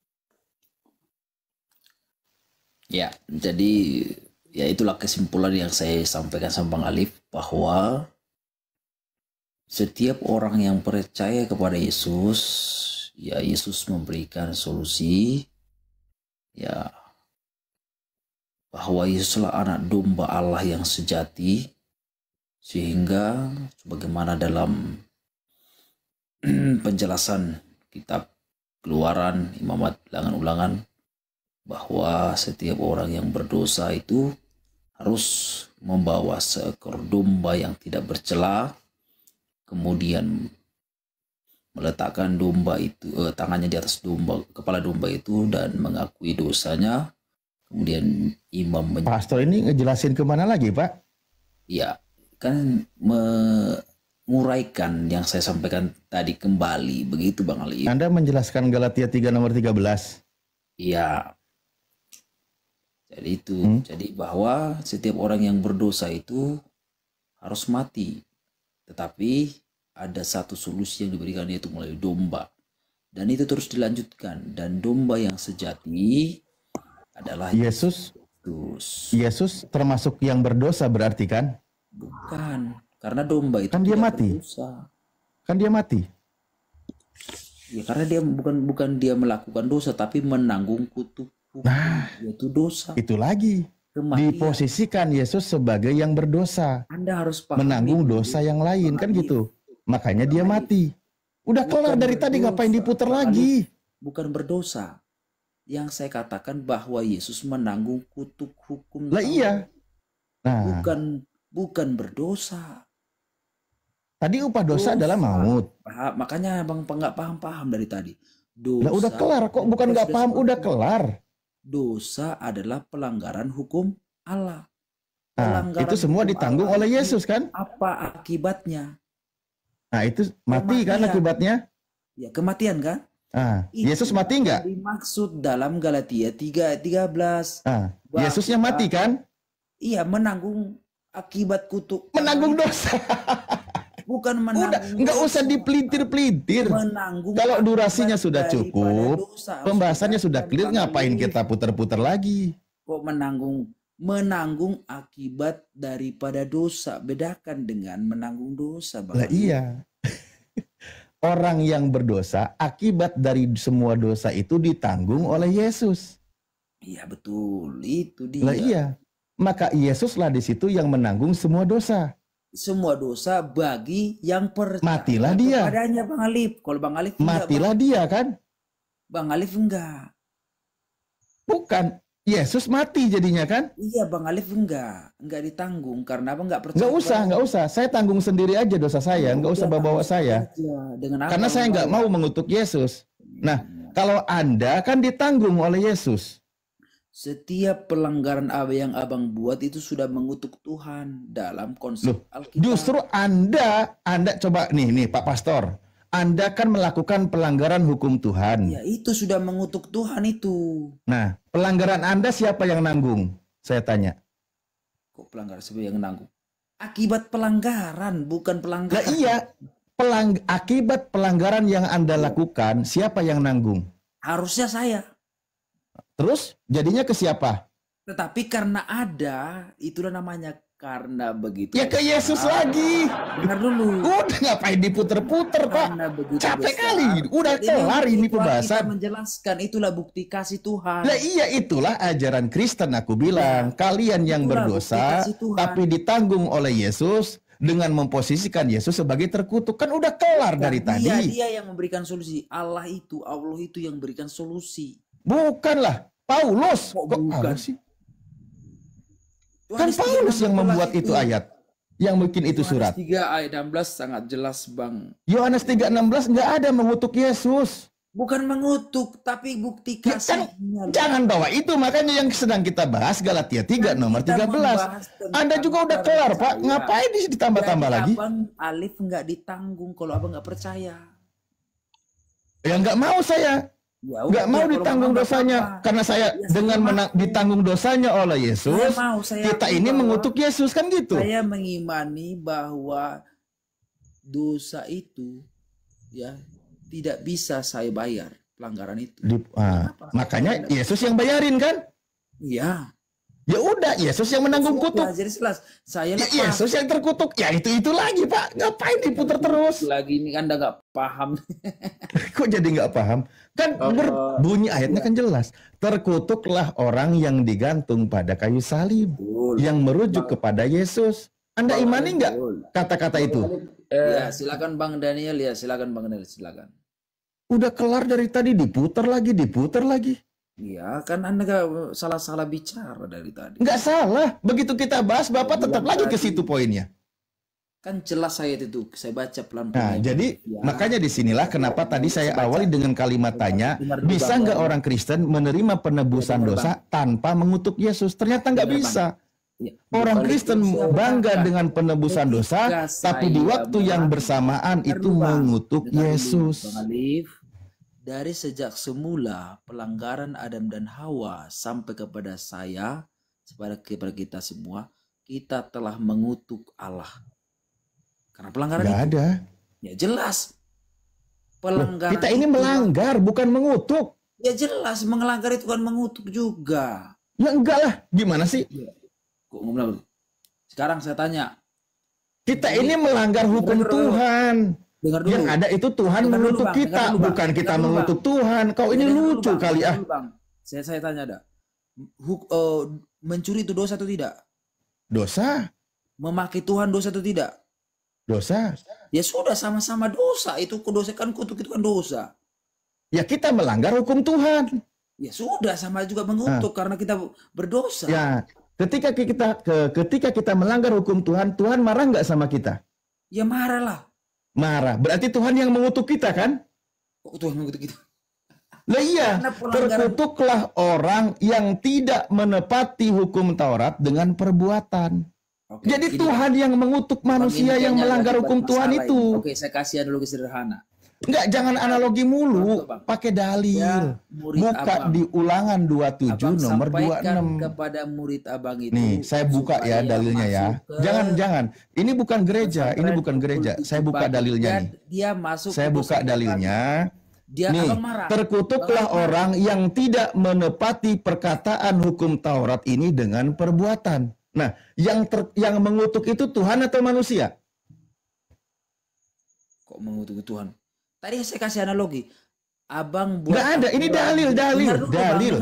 dengar dulu. Enggak, ini jangan pakai Abang analogi mulu. Ini buat dalilnya tolong aturan dipahami. di pesantren kepada murid. Yang melanggar hukum Tuhan itu Bahwa terkutuk nggak oleh Tuhan? Setiap hari Hei, wajib Yang masuk melanggar hukum Tuhan masuk terkutuk nggak oleh kelas Tuhan? Pukul 7 pagi. Tapi Nggak, mereka pertanyaan masuk saya, pukul yang 9. melanggar hukum Tuhan Sekarang, terkutuk nggak oleh Tuhan? dengar dulu, Bang. Dengar dulu. Saya Nggak kasih usah analogi. kemana-mana, nggak usah Nggak kemana-mana. paham Ini juga. bukan gereja. Ini bukan gereja. Ini bukan gereja. Saya kasih Dalam analogi, sebuah Bang. dalil Yang mengatakan, sama-sama. nih saya bukain ya, saya bukain. Nih, Astaga. ini nih saya bukain dalilnya tuh. Nih, tuh. Di sini dikatakan terkutuklah orang yang tidak menepati perkataan hukum Taurat ini dengan perbuatan, dan seluruh bangsa itu harus berkata amin. Yang Betul, terkutuk jadi itu makanya yang saya melanggar hukum Taurat, betul? Saya udah kasih analogi sederhana. Kalau Anda katakan kepada murid-murid Anda, kalau Anda nggak tepat waktu masuk kelas maka dihukum.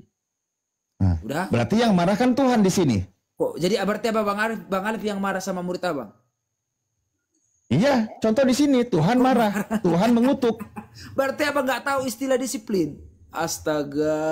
Lah ini Tuhan ngapain mengutuk orang yang melanggar hukum Taurat? Ya itulah disiplin. Ya sekarang yang mengutuk Tuhan atau manusia mengutuk Tuhan? Anda paham nggak disiplin? Ih, koplak. Di sini dikatakan Tuhan mengutuk orang nggak? Nggak, di sini Tuhan berfirman, terkutuklah orang yang tidak menepati hukum Taurat. Setiap yang korupsi akan ditangkap dan dipenjara. Lalu ada yang korupsi. Siapa yang mengutuk? Pemerintah katanya. Dasar bebalnya minta ampun, naudzubillahi min dzalik gua.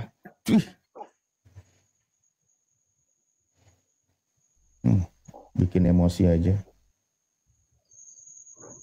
Pastor kayak gitu, najis. Tapi nggak tahu sih pastor benar atau bukan, tulisannya aja kayak gitu, biasanya disebut pastor. Diajak kembali ke dalil ngalor ngidul nggak jelas.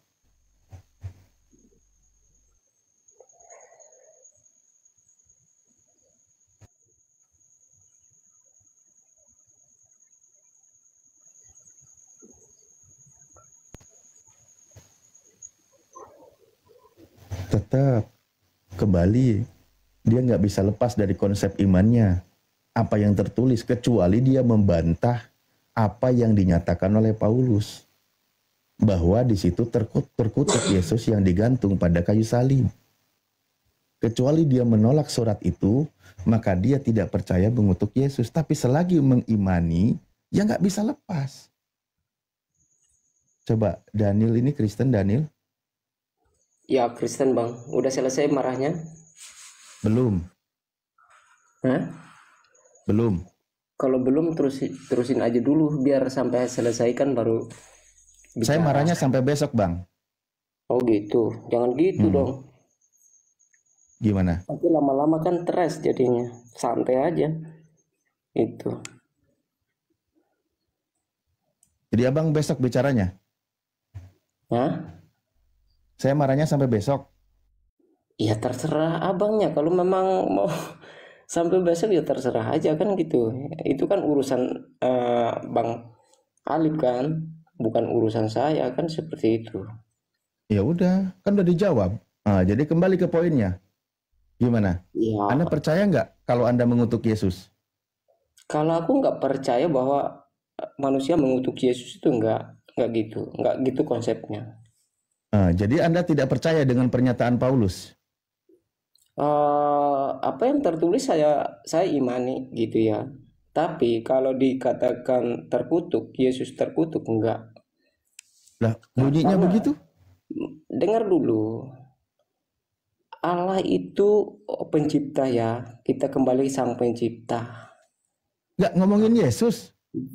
Iya, aku ngomongin Yesus, tapi kan larinya harus dari awal dulu kan gitu. Makanya dengar dulu, jangan brutal-brutal. Bisa nggak menjelaskan yang bunyinya di sini? Iya, walaupun Bapak nggak menjelaskan, tapi saya harus awali dari mana. Iya, awali dari ini nih, dari bunyi ini. Coba Anda nih baca nih. Siapa yang mencipta kita sampai keturunan, sampai Yesus lahir gitu kan. Jadi ya, jangan saya jelaskan. Nah, karena begitu besar kasih Allah, makanya Yesus dikarunia gitu. Dia lahir, dia menanggung dosa-dosanya manusia. Tapi bukan Yesus yang berdosa, karena kasih besarnya Allah mengasihi kita, karena dia yang pencipta manusia. Dia menciptai serupa dengan Allah gitu. Jadi saking kasihannya kita, saking sayangnya kita sama Allah, makanya dia jadi Yesus ada di dunia ini. Tapi bukan Anda menjelaskan apa sih? Bukan Yesus yang berdosa gitu. Tapi manusianya yang berdosa gitu kan. Anda paham nggak dengan apa yang Anda jelasin? Dia bunuh manusia yang diciptakan. Allah tidak mau menciptakan dua kali manusia. Makanya dia firman-Nya yang menjadi manusia, yang menanggung dosa-dosa manusia. Ya udah gitu. Ketemu Oten malam ini ya Allah. Ya seperti itu. Jangan Oten ya, yang apa itu artinya Oten ya? terserah kalian mau ngomong apa. Tapi kami paham dan kami Semua isi Bagaimana mau paham? Orang baca aja nggak mau. Ya, jangan teriak-teriak. Yang kau jelaskan bukan apa yang dibahas. Jangan teriak-teriak. Kalau memang mau dengar, begitu kasihnya Allah kepada kita, karena dia malas, dia nggak mau mencipta dua kali manusia, makanya dia tidak dibunuh. Inilah memang ya sulit sekali teman-teman Kristen menerima fakta ajaran dari Paulus. Di sisi lain dia sering mempromosikan jadi Kristen ditebus dosanya, dijamin masuk surga. Ternyata dijamin ditebus dosa itu dengan cara mengimani Yesus mati di kayu salib. Coba pelan-pelan Daniel, pelan-pelan. Anda percaya nggak Yesus mati di kayu salib? Aku percaya. Nah, apa tujuannya Yesus mati di kayu salib? Ya, tujuan itu menembus dosa-dosanya manusia. Dia menanggung kan gitu. Nah, menebus dosa manusia. Jadi kutukan terhadap manusia ditebus oleh Yesus, kan gitu. Ya, dia ambil karena kasih sayangnya. Dia ambil. Nah, contoh. Daniel ini berdosa, dia terkutuk, kutuknya diambil oleh Yesus. Iya, karena dia pencipta, nggak mau cipta dua kali. Jadi Yesus inilah yang mengambil kutukan Anda. Nggak mau lagi. Siapa yang tempati dunia ini kalau dia bunuh lagi manusia karena dia? Ya itu pelan-pelan itu. Jadi kutukan Anda diambil oleh Yesus. Tadi Bapak Pendeta itu aku percaya. Tapi dia udah kayak gitu, benar. Jadi apa yang menjadi kutukan terhadap Anda diambil oleh Yesus atau diberikan kepada Yesus? Iya, dia ambil, dia posisikan. Ya, jadi Yesus itu diposisikan yang terkutuk. Sayangnya manusia ciptaannya tidak mau lagi. Iya, menurut iman Anda, makanya jangan kemana-mana pembahasannya. Awalnya orang-orang berdosa itu terkutuk, kutuknya diambil oleh Yesus. Jadi Yesus itulah yang menanggung kutukan itu, kan gitu. Iya, saking sayangnya,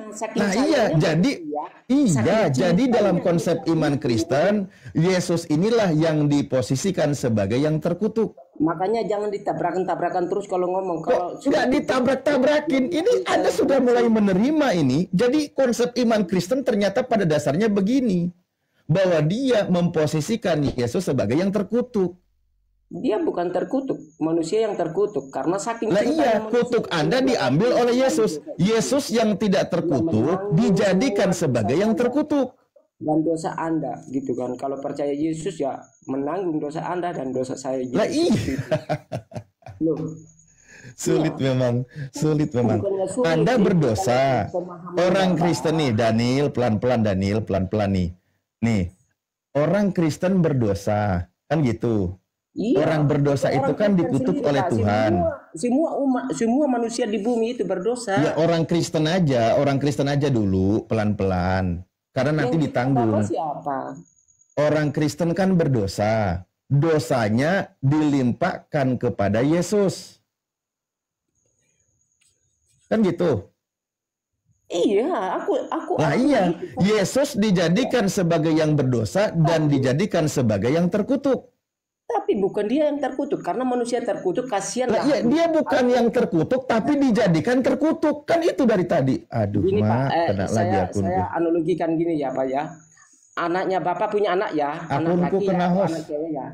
Bapak mencuri anaknya mencuri. Terus saking cintanya anaknya, dia tanggung jawab bapaknya. Kan gitu. Oh, Bapak. Karena Bapak punya anak, terus anak ini mencuri, anaknya Bapak ini mencuri kan? Nah, karena saking cintanya anaknya ini, dia bapaknya ngambil alih.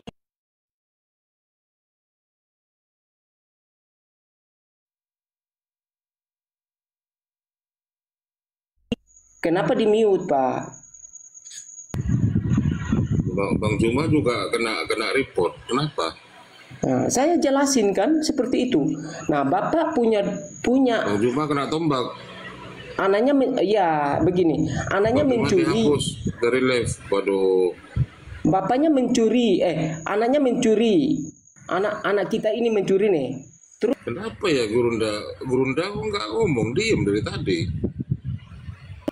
Kok bisa dihapus oleh TikTok? Waduh.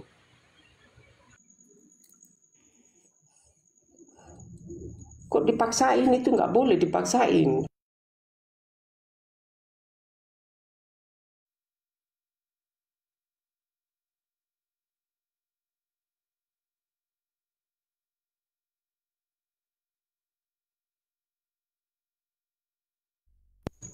Dibunuh sama orang nggak mungkin kan, nggak mungkin dibiarin anak kita itu dibunuh sama orang karena dia penjahat atau pencuri. Aduh, dua akunku udah kena ini. Bapaknya yang menanggung, pasti bapaknya yang udah salah juga karena saking kasihannya manusia ciptaannya. Udah clear ya pembahasannya, udah clear, nggak perlu panjang-panjang, nggak perlu diputar-putar lagi ya. Yang Dari tadi udah clear. itu bapak yang nggak paham itu kan bapak sendiri.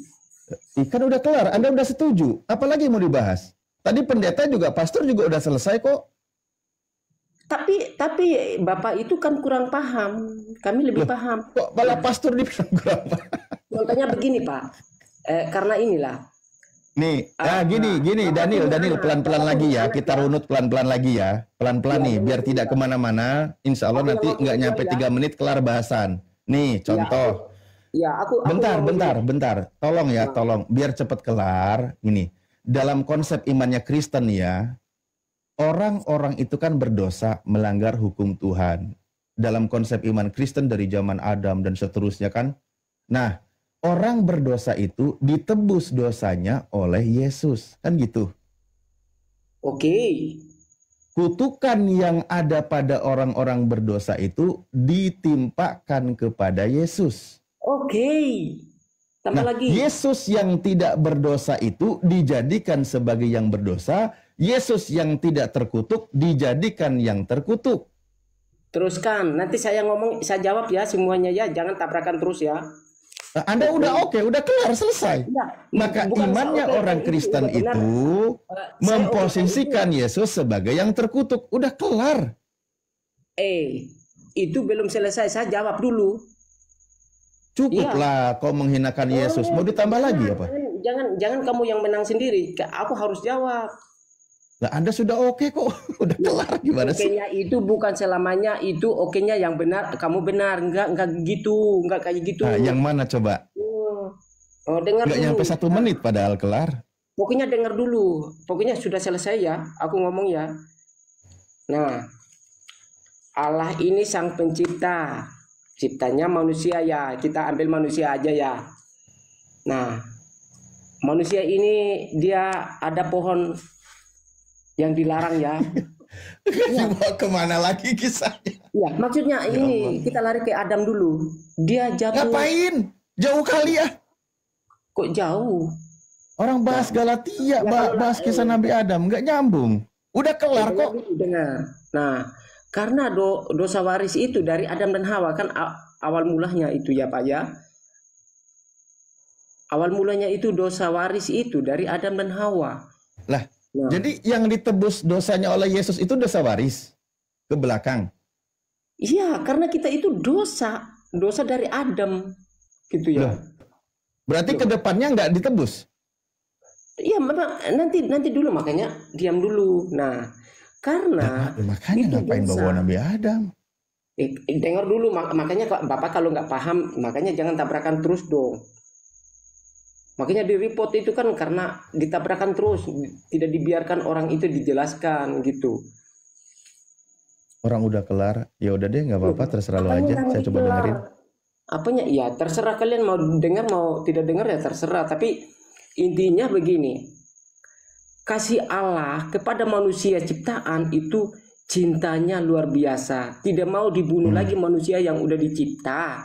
Nah makanya dia datanglah Yesus Kristus yang menjadi firman, yang menjadi manusia. Dia menanggung segala dosa-dosa manusia karena cintanya. Nah seperti itu.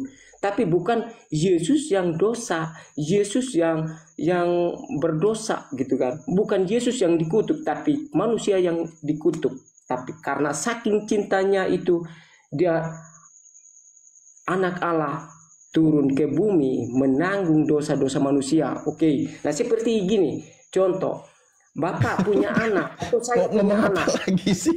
Dengar dulu, anak saya mencuri. Karena saya saking cintanya anak saya ada ini, ini, Ustaz. saya Trouble, Ustaz. membayar semua apa yang Di dia perbuat. host, kalau apa enggak yang dia diudahin curi. aja, host. Saya tanggung jawab Ada trouble ini. karena saya Bang punya Andi anak, juga saya dihapus dari live ini. mengabdikan dia. Akunku juga habis nih. Ini Bang Handi juga dihapus Seperti dari live itu. ini. Ada yang report ini, ada yang report. Udah, Daniel, udahlah, Anda cuma nambah durasi doang. Intinya sama aja, Anda tetap memposisikan Yesus sebagai terkutuk.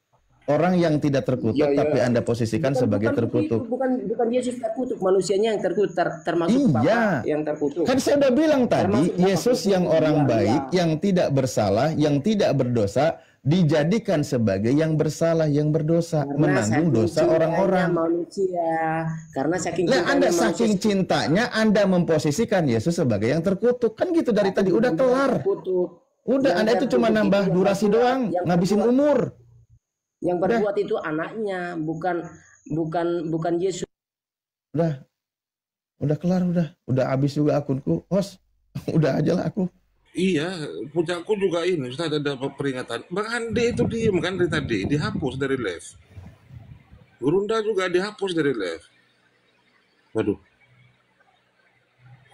Gimana Ustaz? Kafaratul majelis aja Ustaz. Udah, ya. Iwan Pilas semuanya. Mohon maaf, ini cadanganku satu lagi ini. Ya. Tapi ini mau ditutup, host. Bener, kalau tutup aku izin tutup gitu maksudnya. Iya nggak apa-apa, ditutup aja. Oke. Kafaratul majelis. Saya abankan Saya juga akun mau nanti. tidur. Kalau ketiga kalinya ini tumbang juga akunku, Ustaz. Oke, baik. Iwan Pilas semuanya yang menyimak di TikTok komalnya Pak Arif RH ataupun yang di channel-channel YouTube yang melive-kan perdiskusian ini, terima kasih sudah menyimak sampai akhir. Silakan diambil ilmunya, dipetik hikmahnya, dan kita sebagai seorang muslim tentu alhamdulillah bangga semakin kuat keimanannya. Ada di Al-Alif Channel, terima kasih yang masih setia menyimak. Ada di Zulkifli Abbas, Handi Selebes, dan semua channel-channel yang melive-kan perdiskusian ini. Kita akhiri sesi kali ini, insya Allah kita lanjutkan di momen yang lain ya. Mohon maaf apabila ada hilaf kata yang kurang berkenan, kepada Allah kami mohon ampun, kepada host, Ustaz Felix dan Bu Aulia dan semuanya tadi yang sudah menyertai kita bersama ya, bersama host dan juga Iwan Pilas semua yang telah mendukung Komal ini. Kami ucapkan terima kasih, tiada lain yang kami ucapkan adalah jazakumullah ahsanal jazaa. Semoga Allah membalas kebaikan antum semua dengan sebaik-baiknya balasan. Hadanallahu wa yakum ajmain, subhanakallahumma wa bihamdika, asyhadu an la ilaha illa anta astaghfiruka wa atubu ilaik. Akhirul kalam. Assalamualaikum warahmatullahi wabarakatuh.